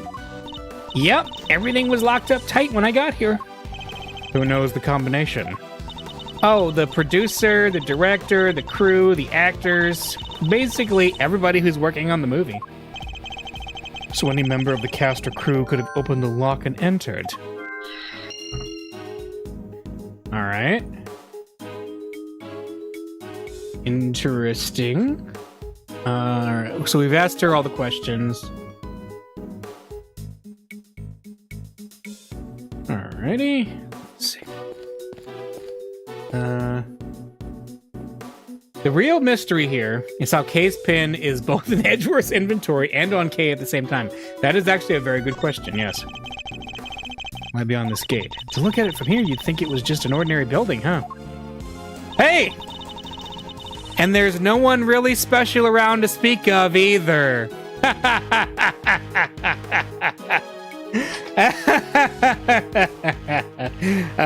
just gonna leave this here for a second. Speaking of that man, that looks like a guy who's about to lose his law license in like a few weeks. But anyway, I'm sure everything's gonna turn out fine. Well, no one from our current vantage point at any rate. Anyway, we don't have to ponder such things. We need to investigate this entire lot. Up, right over there, for examining the side gate twice to see a familiar face. I love it. That's great. Alright. Do we have any logic we can actually connect now? Combination lock, dented fence, and the side gate was cut. Not yet. Let's just keep looking. It really is him, huh? It certainly appears to be. The same man we met only a few days ago. So this time the president really did get assassinated. If that is what happened, the assassins certainly chose an attention-grabbing method. I must scour the scene and inspect anything that catches my attention. The horn. Huh? What's this white thing here? Wait, it's a bone! Does that mean 2 murders? It looks more like a horn than a bone to me. Don't we have a piece of evidence that might tell us whose horn it might be? Yeah, we do. Yes, it is. It's, wait. Yeah, the creature. This could be one of Torosaurus's horns, couldn't it? You're right, it totally could. Maybe it's part of a prop from the movie. If it is, it must be from something pretty big, judging by the size. What's it doing on the ground here? We should ask one of the crew. Maybe they'll know. Alright, the footprint. The body's surrounded by smashed up pieces of concrete. Yes, they look to have been thrown clear when the ground was broken. Pew! Sent flying by the mighty impact of a giant creature's foot. Sure, assuming this was the work of a giant creature. Yeah, the concrete was broken and the earth exposed, but are they really footprints? Just look at the shape. I know a hoof when I see one. There's only one thing that can possibly be the footprint of an enormous... the footprint of an enormous, terrifying beast. And it's not just the one. There are 3! Yeah. But you know that's impossible, don't you? You know that monsters aren't real. Sure, I probably know that somewhere deep down, but it's way more fun to believe they are. Our job is to pursue the truth, okay? Not to believe what feels most fun in the moment. Alright. Well, let's see. No obvious wounds, but he's definitely not breathing. So it really was a monster. Trampled by a giant creature? Impossible. Was he stomped on? I don't know. Huh? There's something stuck to the front of his clothes there. Yeah, speckles of a yellow substance. I bet it's monster drool. Yeah, that must be it. Please, Kay. Can you at least try to be sensible? We'll need forensics to tell us what it might be. Alright, that looks to be pretty much everything the body can tell us for now. I better note it all down. Crime scene notes. Alright.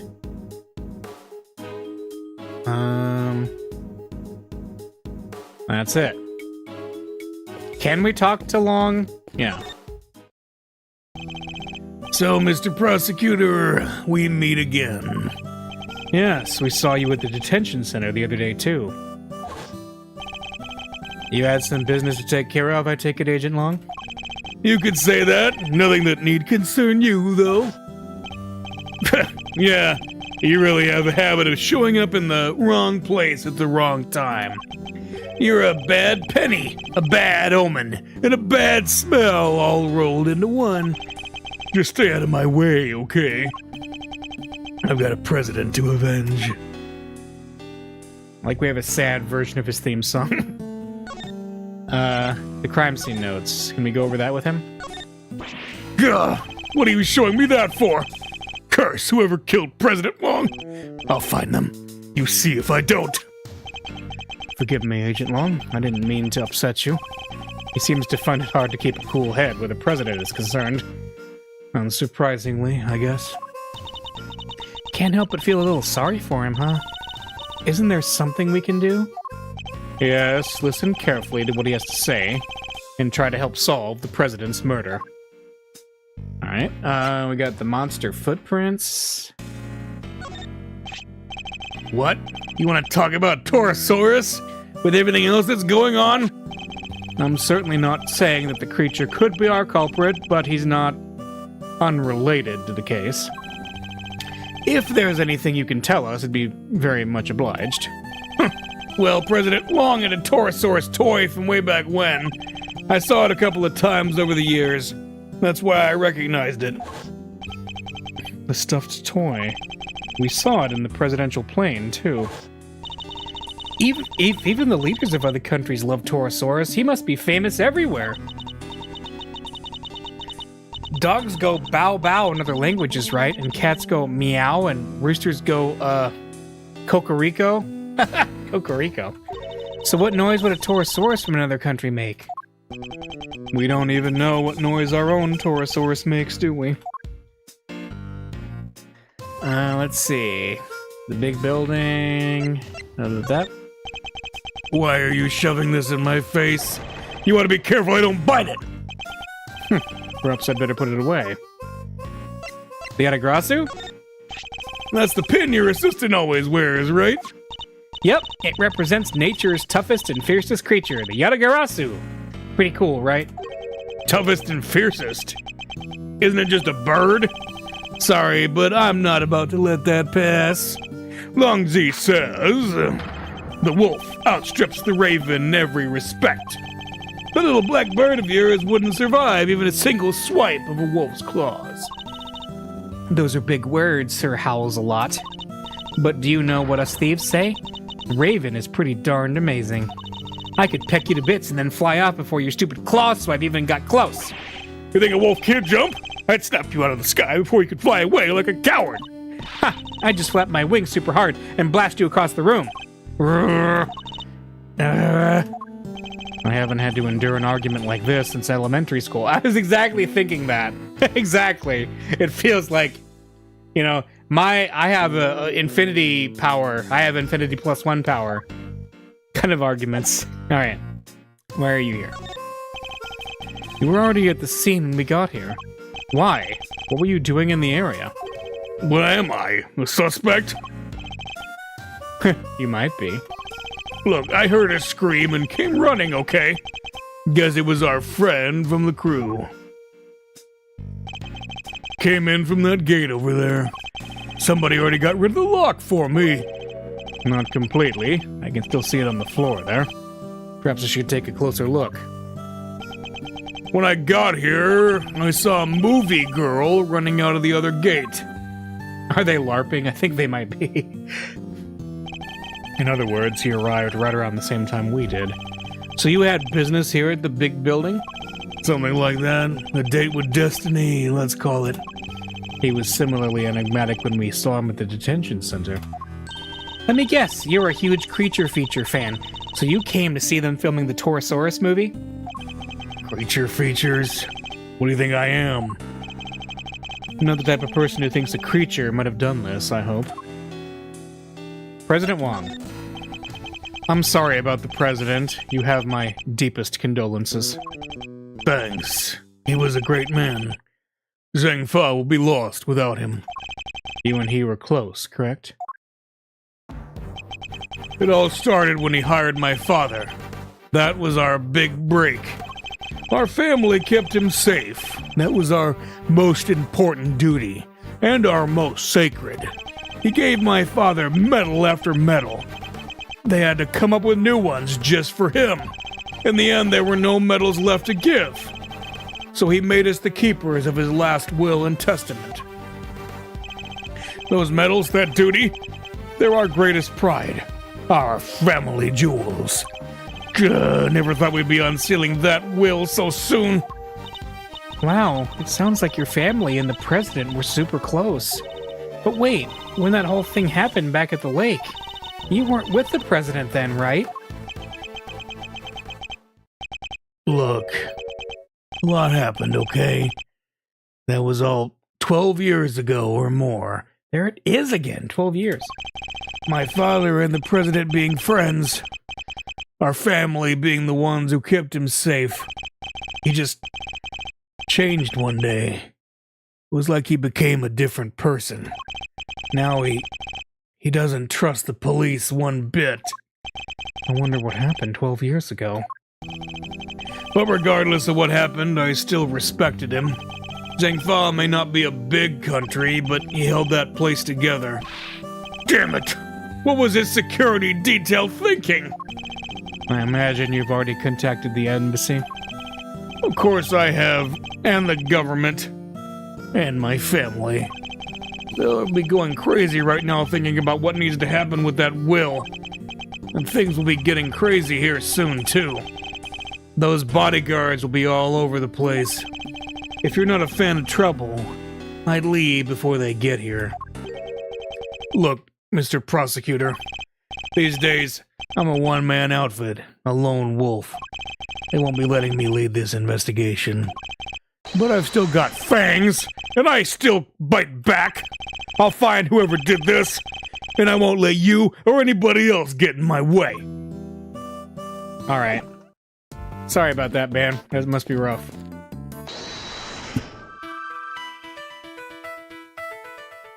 Now it's time for logic. President found in a giant footprint, 3 footprints. The dented fence, the side chain cut, and the combination lock. Only the cast and crew knew the combination. Alright. Was he stomped on in 3 footprints? Seemed like a place to start. No. That's not quite right. Okay. Need to reconsider the information at hand. Okay. 3 giant cloven hoof-shaped imprints found at the scene. Let's see. How about the dented fence and the side gate chain cut? No! Weird. Alright.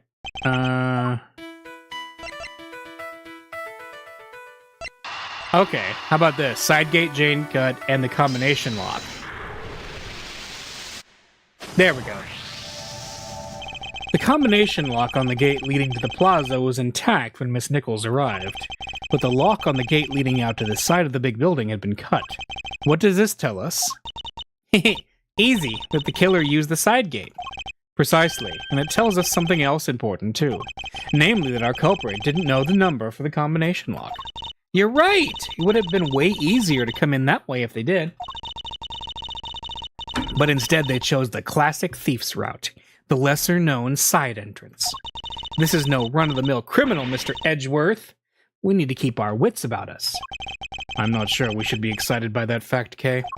Anyway, we know that everybody working on the movie knew the combination, which makes it likely that our culprit wasn't a member of the cast or crew. Movie set locks data jotted down in my organizer. Cool. That's good. We have more, though. Dented fence, and was he stomped on? How about that? Because that seems like a... No! Seriously. Not quite right, huh? My thought there was that something heavy...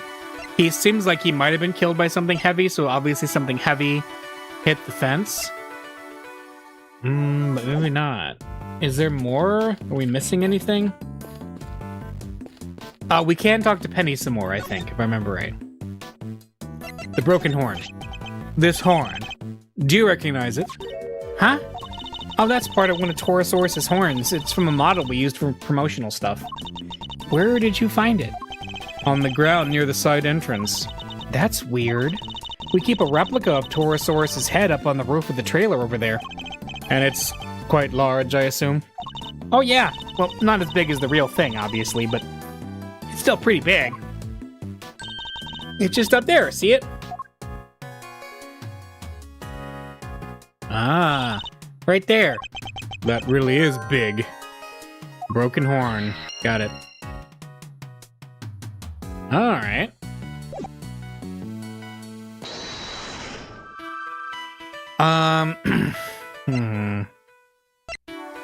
The head's supposed to be... Let's see, was he stomped on and broken horn? Let's see if that connects. Gah! Darn it. Alright, better think again. Found fallen next to the body. The head's usually kept up on the roof of the trailer, and that's where it was supposed to be yesterday as well. 3 footprints. Was he stomped on? Dented fence. Did something heavy bump into it? Let's see. Is it the fact that the heavy horn dented the fence? Let's see. There we go. Both the dent in the fence and the broken horn weren't there yesterday, according to our witness. Which leads me to wonder... Wait, you think that giant Torosaurus head could have... I do. I think it could well have rolled off of the trailer roof and landed in the lot below. It seems more than possible. And it also means... that he wasn't stomped on, the Torosaurus head killed him. Yeah. There's no sign of a murder weapon anywhere. Oh yeah, there isn't. Now, this is still only a possibility, but if the Torosaurus head somehow fell from the roof up there, yeah, that could kill somebody for sure. Miss Nichols, would you mind if we took a look up on the roof of the trailer? You want to go up there? Sure, I don't see why not. Knock yourselves out. Oh, but don't do that, literally. Steps can be kind of slippy. Alright, I'm done here. I found out what I need to know for now. And what might that be, I wonder? Hmm? Who is this?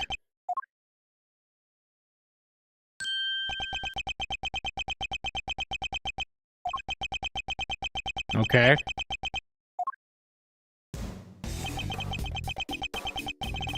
Move, old man. What did you say to me? You need to learn some manners, kid. Milk! No, you need to learn when you're in the way. Quit whining and get out of here. What the? I'm so sorry about him. Sean, apologize to the nice man. Tch. Come on, Sean. You know you can't speak to people like that. Whatever. Who the heck was he? Policeman, that's who. Why would you antagonize him like that? Hey, I thought there was going to be trouble for a second there. I don't think I've ever seen anybody stand up to Agent Long like that. Oh, let me introduce you all. Everybody, this is Sean Fenn. Oh, no. Sean Fenn, I love it. He's the star of the movie we're making. The star? This little boy? Hi there, I'm Kay Faraday. It's great to meet you. Sean, this is Miles Edgeworth. He's a prosecutor. A prosecutor? That's right, and a pretty famous one at that. If he's a prosecutor, where's his badge? No! He certainly doesn't pull any punches.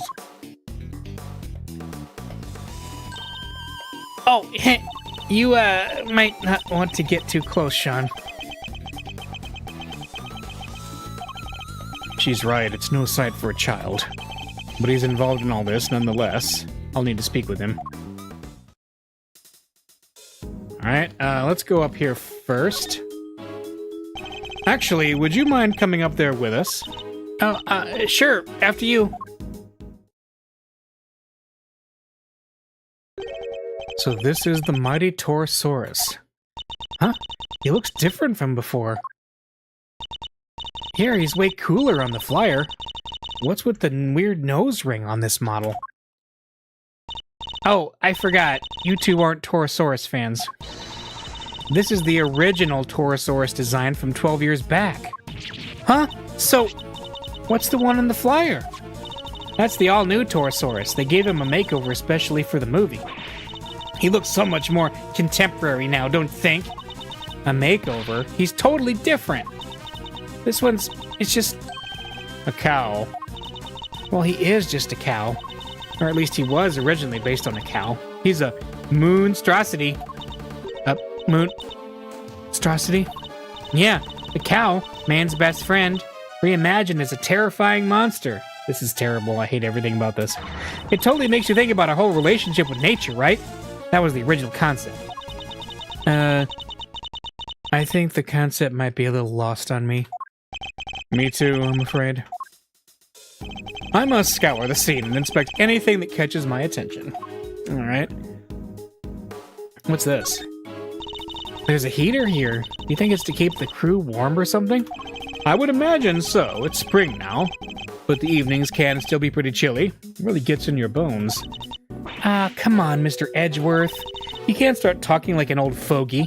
You already look like one. You have to talk young and bright and happy. You may not have noticed, Kay, but that's not exactly my style. What about this? These look like cans of paint thinner. I guess they were being used by the prop department. Look at the ground around them, Mr. Edgeworth. It's all burned. Indeed. As is the blue sheet underneath. And the nearby newspaper. And the outside of the cans.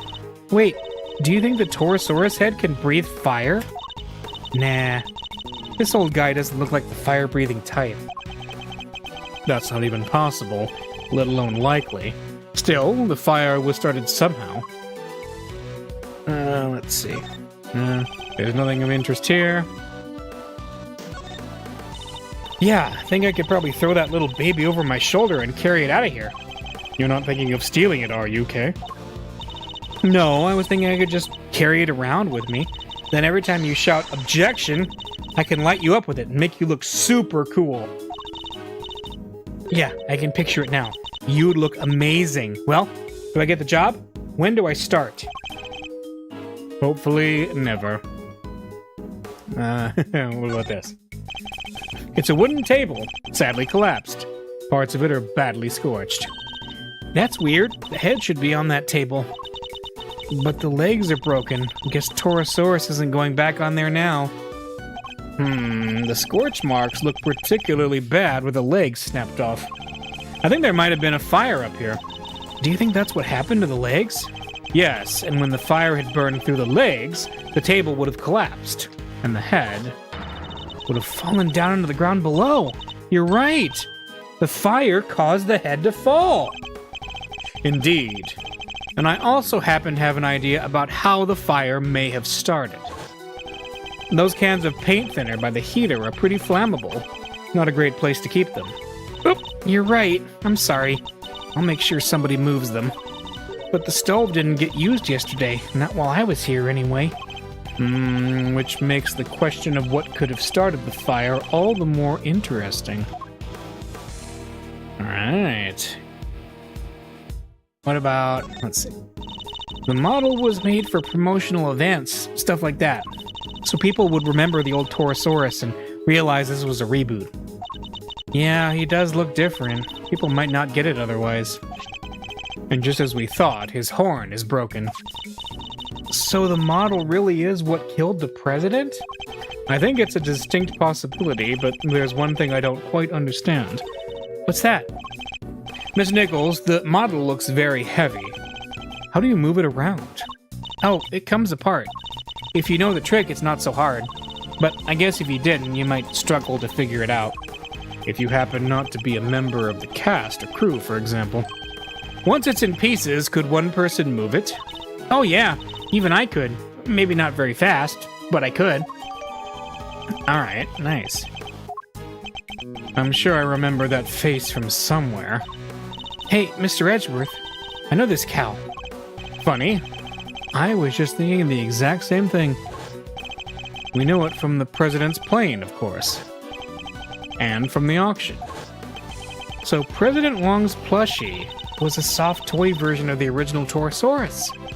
Can this really be just a coincidence? Ah, that's interesting.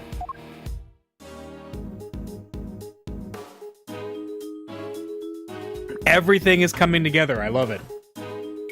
Alright, I think we're done up here. Let's talk to the kid.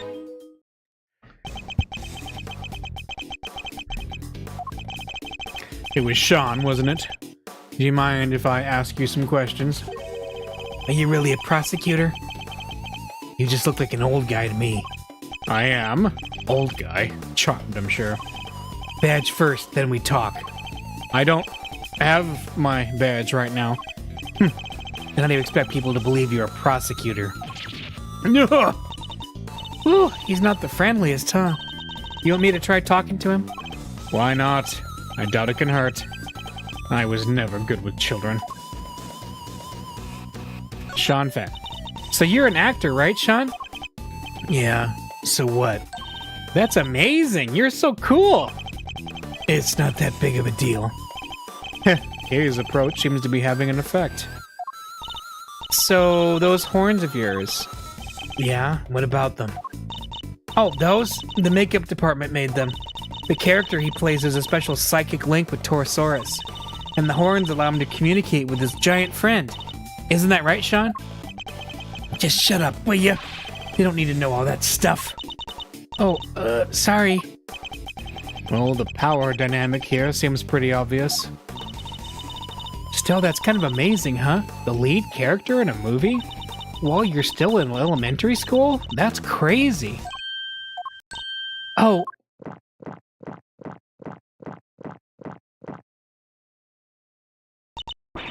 Sean's actually 13. He just looks a little younger. What? But look at him. He's so little and cute. And the backpack. I just thought... The backpack's part of his costume. He's playing a role, remember? Yeah, I guess he is, but he is kind of small, you have to admit. Oh, we try not to talk about that too much in front of him. I said, Stop telling people stuff they don't need to know! Oh, I'm sorry. So it's all part of the role? Except for the carton of milk, maybe. What about President Wong? The dead guy? That's the president, right? Yeah, you knew him? A little. I met him once. He's meeting with presidents now? Guy was a real piece of work. Hey, you can't say that. It's not nice. What was so bad about him anyway? Don't want to talk about it? Fine, I guess. Oh, President Wong was working with us in the movie. Working with you? How exactly? Yeah, what? He had a part, just a cameo, nothing big. So he came to look around the set one time. That would have been when Sean met him. Why put the president in your movie? We heard he was a huge fan of the original Torosaurus. And so the studio offered him a little role. They figured it would be good PR. Last thing I need is amateurs on my set. I told you before, Sean, you can't talk about people like that. And I told you to shut your mouth. I guess he's none too thrilled about the idea of performing alongside non-professionals.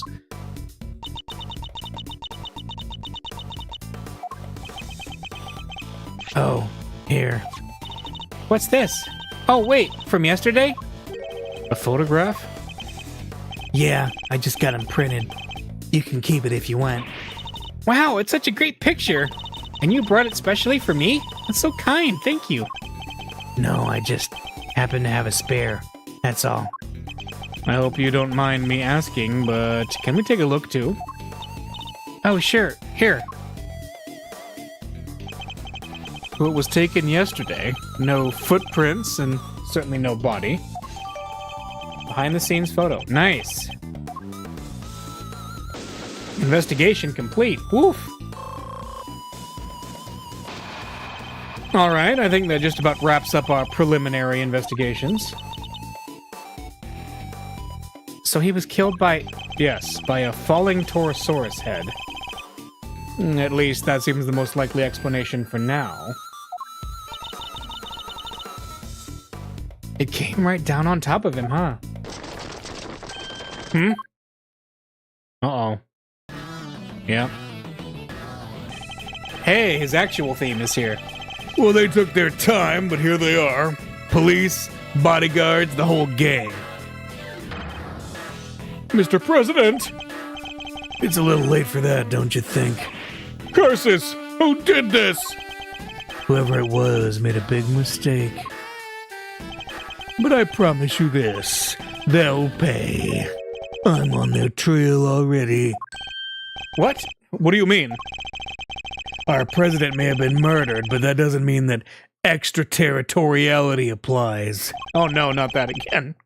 The local police have jurisdiction. Luckily, I know the right people to talk to.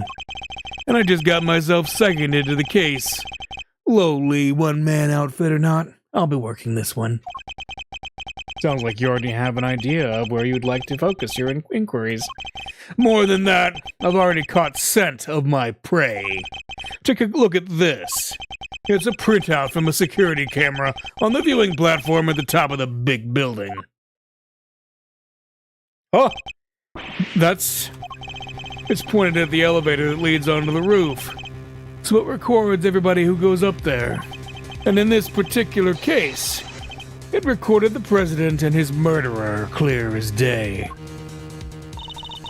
What was Judge Gavelle doing there? He's saying he suspects her of the murder? Mr. Edgeworth, I entrust my offering to the goddess to you, that you may use it to call her final judgment onto Excelsius winner. But murder goes against everything she believes in. Yeah, President Wong and Judge Gavelle in front of the elevator. Oof, interesting. Agent Long, perhaps you could explain your thinking on the matter a little further?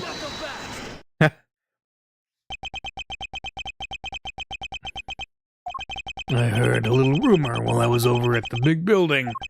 It was about you, Edgeworth.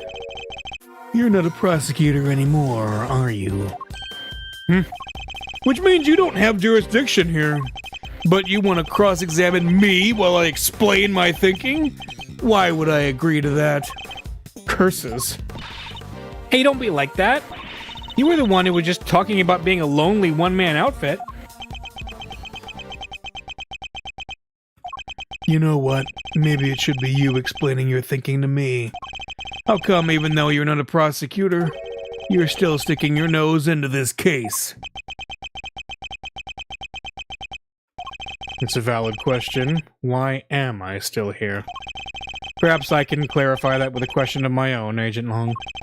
Why are you so desperate to catch the person who murdered President Wong? Because above all else, you're an investigator, correct? I'm desperate to catch a certain somebody myself. A person who orchestrated a murder at the big building yesterday. A person who put Kay's freedom in jeopardy. Who put her in grave danger. That person is out there somewhere right now, lurking in the shadows, laughing. And until I uncover the truth and make that person pay, it doesn't matter if I'm a prosecutor anymore. I'll keep fighting. Find the truth, and don't give up until you do. That's a rule I live by.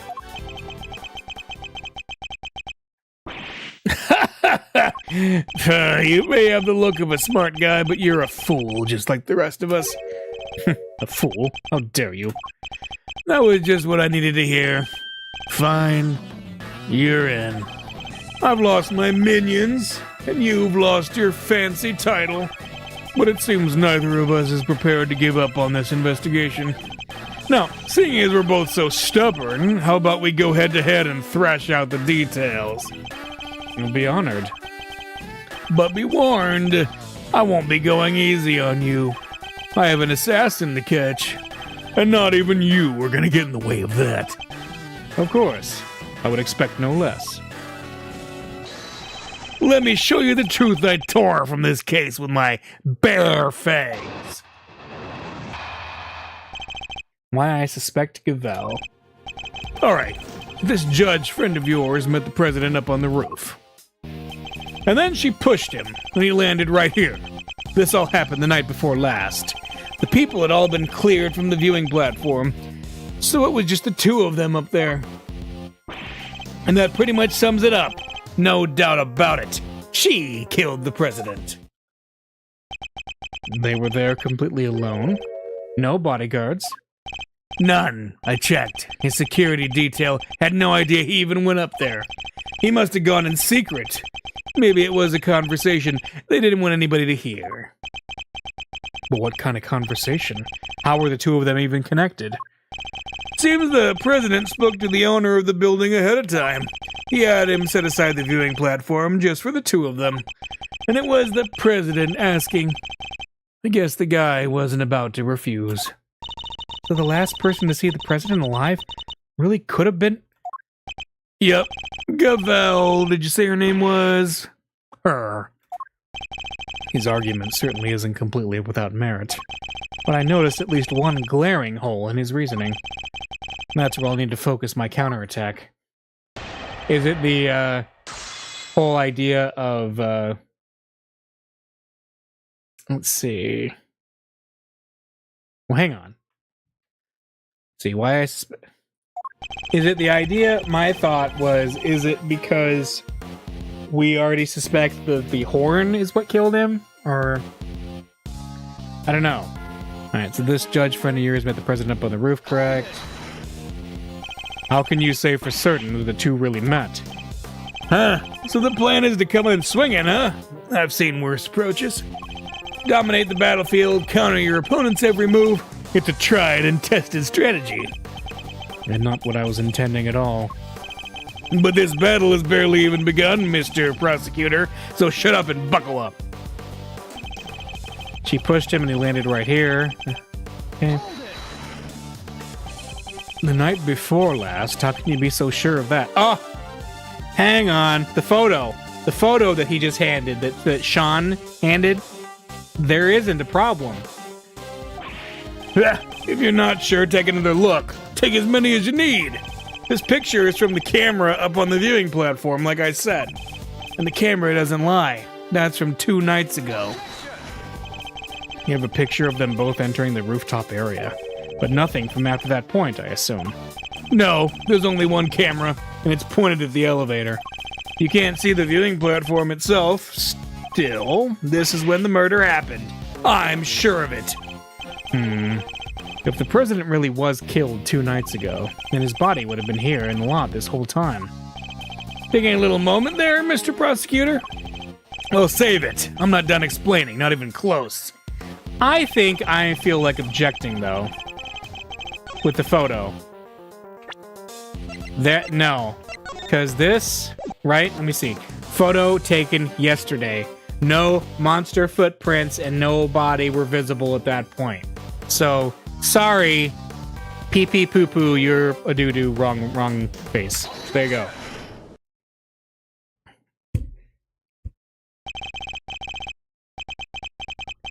Shi Long Long, former star agent of Interpol. How the mighty have fallen. What? Take a look at this picture. It's a behind-the-scenes shot of some of the cast and crew. Look at those smiles. Well, maybe not Sean's, but you know what I mean. And it was taken only yesterday. What? If Judge Gavelle really did kill President Wong the night before last, the body would have been clearly visible in the background of this picture. What? Perhaps you should have taken a little more time to speak with those involved. After all, thorough witness interviews form the basis of any good investigation, as you should know. I don't think I've ever seen you so happy, Mr. Edgeworth. You really do love backing your opponent into a corner, huh? Fine, you got me. I must say, it's been a while. I almost missed it. Perhaps if you tried to stay a little calmer while conducting your investigations in the future. Don't push your luck, Edgeworth. Longzee says, the righteous anger of a wolf lasts 100 years. I won't be calming down anytime soon, not until we've caught the president's killer. I want the same thing. We all do. Nonetheless, the body appeared last night. You have to accept that now. And there's one other thing you'll need to accept. The president didn't die from a fall. That's right! He was crushed by the giant falling head of a monster. The incident occurred here on the movie set, not the top of the big building. Says you, but that's just your theory. I'm not about to give up on my own because of it. But it literally can't have happened the night before last. We just proved that with this picture. Did you? What if your friend Gavelle pushed the president off the big building the night before last and then came down here to the movie set and hid the body somewhere? Here, but where? There is all kinds of stuff down here. Costumes, equipment, you could hide it anywhere. And then come back a day later, last night in other words, and take it out again. We just need to check the lot for trace evidence. We'll soon find where she put it. There won't be any need for that. Hey, Tiamat, welcome back. Been a while. What? This piece of evidence proves that Judge Gavelle can't have hidden the body.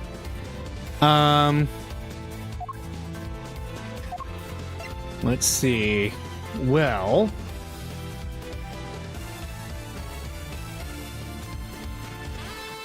is it, let's see, the lock? Because, yeah, the only one we have is the lock, right? The combination lock on the front gate was left untouched, while the side gate's chain was cut sometime last night. Yes. Both entrances to this lot were locked, and we already know that the chain on the side gate was cut only last night. Judge Gavelle had no way of getting in here to hide the body the night before last. But the murder has to have happened 2 nights ago. Why are you so set on believing that? Because you remember that picture was a printout from a video, and there was more. Why I still suspect Gavelle. Okay. There's footage from a few dozen minutes after your friend went up on the roof with the president. It shows her heading back into the elevator, alone. You know what there's no footage of? The president himself leaving that roof. Was the president at the auction? There's no other way he could have gotten down from the top of the building that high. Unless he was pushed by Gavel. You say the president was never observed returning from the viewing platform? Yeah, the camera was pointed at the elevator door the whole time. If anybody else had come up or down, it would have been on that tape. In other words, the presence of the camera ensured that nobody could have left unnoticed. I see. That's not good news for Judge Gavel. What do you mean, Edgeworth? Come on. I think I'm ahead of this. Vanishing from a rooftop hundreds of feet in the air? Yeah, that's a tricky one, all right. Indeed. Even the Yatagarasu can't actually fly. Well, not yet, anyhow. Just need a little more practice. Please don't tell me you think you can learn. Why? I still suspect Gavel. Let's keep going. All right. There's footage from a few dozen minutes after your friend, okay? A few dozen minutes? That's awfully vague. The exact length of time doesn't matter. Not anymore, anyway. What matters is what she did after that. And what was that exactly? Perhaps you'd care to elaborate? Oh, I mean to. Believe me. It shows her heading back into the elevator alone. So she was alone when she went back down in the elevator? You're sure of that? I'm certain. Like I said, there's footage from a little while after they went up to the roof. Footage of Gavel recorded by the camera that points at the elevator door. And she was getting back into the elevator. Just her. I saw it with my own 2 eyes. It seems almost certain that Judge Gavel did indeed get back into the elevator alone. I doubt he'd be so sure of himself otherwise. Yeah, it's so weird, right? Like, completely alone? Not even her pal, the goddess of justice, was there? Yeah. Okay, I will see ya. Hopefully you can make it next time. That'd be fun.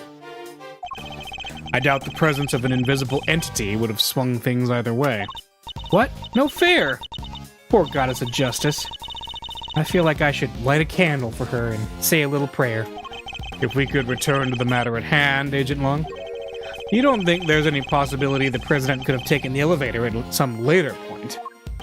No, I considered it, but...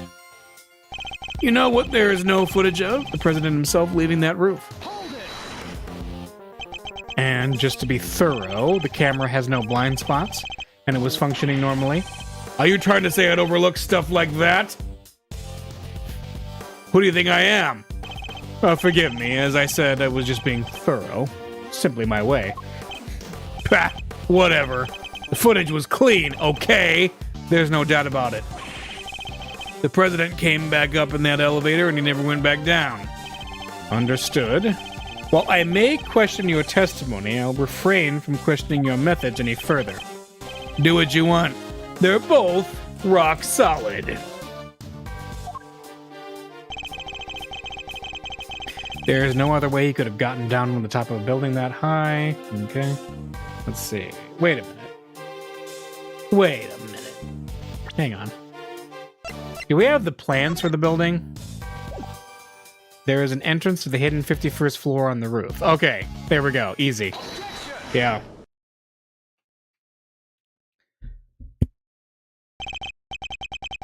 Actually, there was another way. Apart from the elevator? What do you mean? You're not about to tell me he flew? He didn't need to. It was much simpler than that. Assuming the president knew what we know, of course. Namely, that the big building has a hidden 51st floor. What? That's right, a hidden floor, with a hidden entrance on the rooftop. If he left that way, he wouldn't have needed to ride the elevator. What? But you said it was hidden, right? That it was a secret? How would the president even know about it? It's an interesting question, and one I don't have an answer to just yet. For now, this is just a theory. So what are we talking about exactly? What is this hidden floor of yours? Sounds like the kind of place your little ninja friend would happily spend time in. No, I hate it there. Don't make me go back. Unfortunately, Kay's memories of it are far from happy. There's a secret storeroom up there where they kept the lots for an underground auction. The whole sordid scheme was uncovered just yesterday. An underground auction? What the heck are you trying to say? That President Wong was involved somehow? I don't have any proof, but I certainly think it's a possibility. Yeah, based on what we've seen of him, he totally seems the type. Oh! He'd never do that. Not the president. Illegal underground auctions? No, he'd have nothing to do with it. Nothing. What's gotten into him?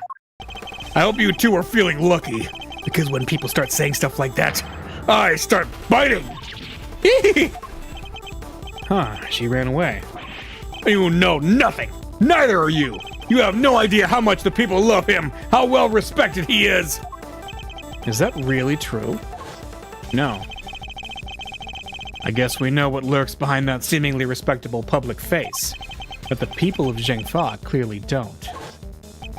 I wonder if I should tell him the truth about his beloved president. No, what good would it do? It would only upset him more. Forgive me, Agent Long, I didn't mean to upset you. We spoke out of turn, both of us. I can only apologize. Apology accepted and reciprocated.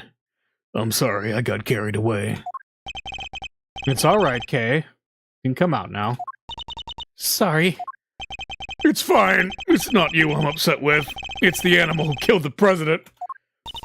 Well, ain't you just a fine figure of a man? All patriotic and such. Gotta tip your hat to that sort of thing. Yeah, what are you talking about? Well, I got good news for you, Mr. Patriot. Real good news. What? Ain't no way in heck your pal the president moseyed on downstairs via 51. Really? I was hunkered down in that there storeroom the whole dang time. Eyes peeled like oranges. Oh. Dang it, Lotta! Of course, she would have already snuck in by that point.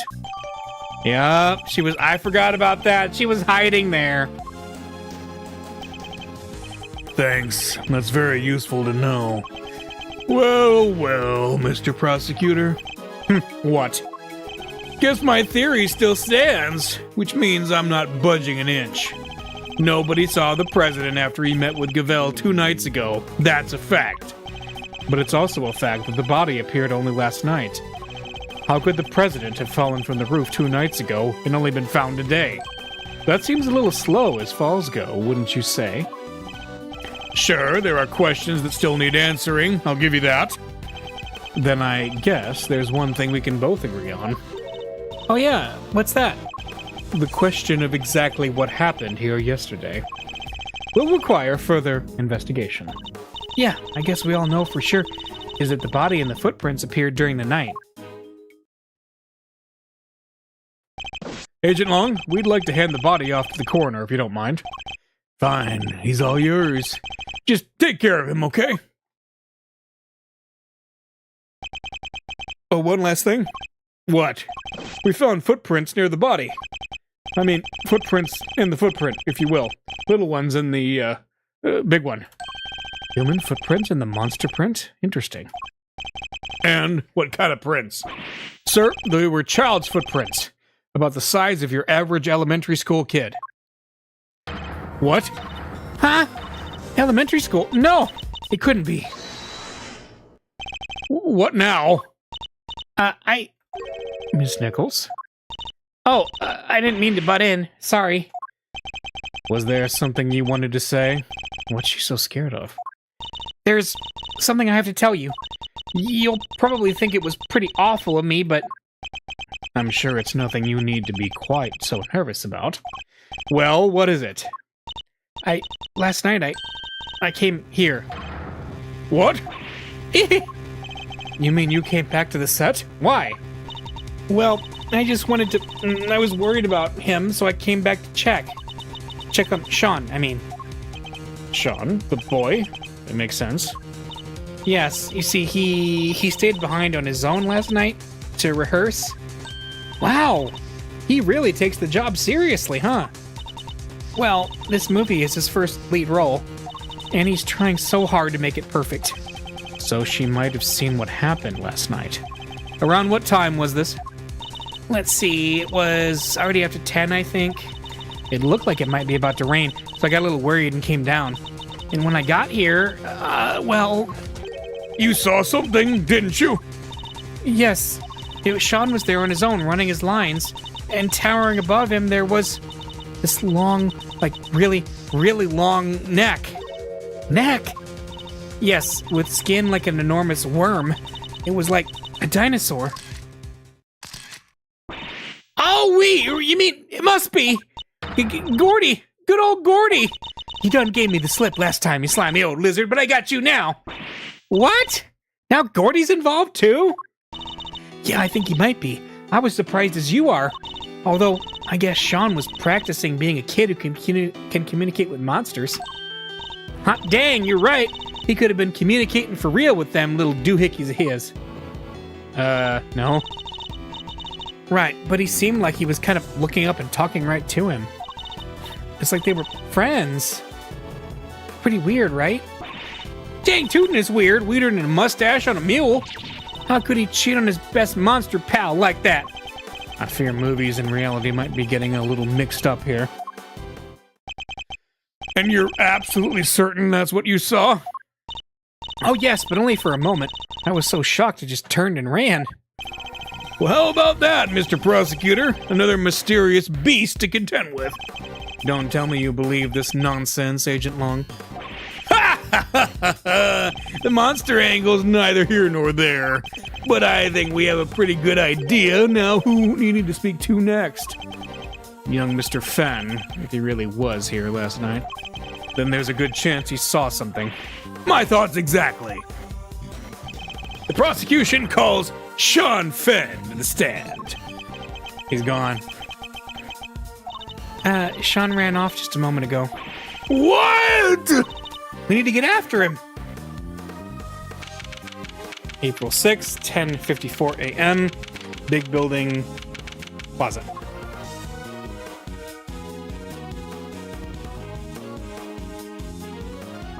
Yeah, where the heck did he go? Maybe he just went home. You're right. They won't be doing any filming today after all.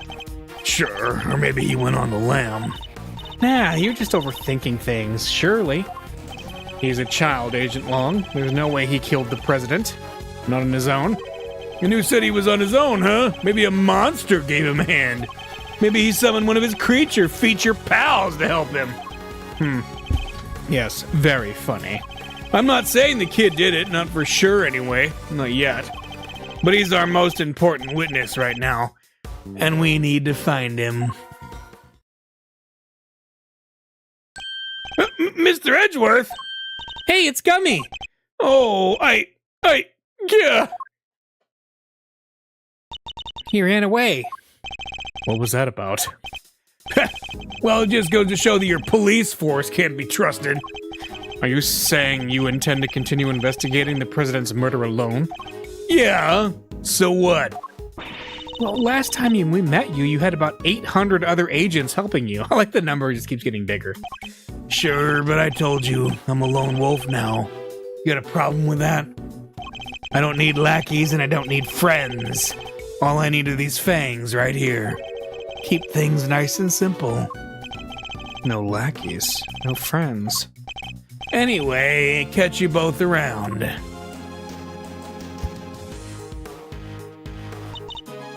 Things just got interesting. And it sounds like I got my work cut out for me. 2 big beasties on the prowl? Ooh-wee. It's raining scoops. If I don't catch at least one, I ain't no shutterbug worthy of the name. There she goes. Wow, this all gets kind of complicated, huh? It did. The Torosaurus footprints were bad enough. Now, Gordy, this might as well be a movie. Or a video game. Well, then we'd better get our monster hunting shoes on. Oh no. Monster Hunter. A game by Capcom. Haha. I suppose we had. Huh? Who's that? Who is that? That's one of Agent Long's old team. We've come across a few of them on previous cases, but this one's on his own. Excuse me. Oh, Mr. Edgeworth. Long time no see. How come you're not with Agent Long? Shifu, he's not technically my boss anymore. Really? What happened? You remember that case from a month or so back? The Atagarasu case? How could we forget? Oh my goodness, we're mentioning that case. He made kind of a big mistake there. Came about as close to aiding and abetting a serious criminal as you can come and still keep your job. Indeed, I guess that was pretty close. Well, being Shifu, he took full responsibility, so they disbanded our team. Oh, was it because of Callisto U and Sheena? Wow, that's harsh. But it explains why he's now a lone wolf, as he puts it. So, what are you doing here? Well, to tell you the truth, I was worried about him. I think he's been chasing ghosts. Ghosts from 12 years ago, to be precise. 12 years ago? What does that mean? Sorry, I already said too much. I better be on my way. These ghosts of Agent Long's, did they have something to do with the case we're currently investigating? Well, looks like everybody left except us. What do we do now? Good question. Miss Hart went off monster hunting, and I guess Agent Long is busy trying to track down young Sean. Perhaps we should try investigating another angle. What kind of other angle? Somebody needs to get Judge Gavel's side of the story. Oh yeah, you're right. What did she say again? Please forgive me, but I had better be on my way. I am to preside over the trial of Fifi Lagarde in a bit.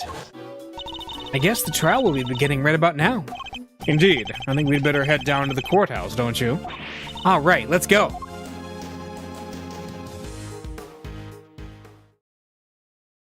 To be continued, and I think I'm going to call it there for tonight. And then we will have plenty more to do next time. So that was the beginning of Turnabout for the Ages. Court is now in session next. Hey, it's the courthouse. Maybe we'll run into the judge again. That'd be pretty cool.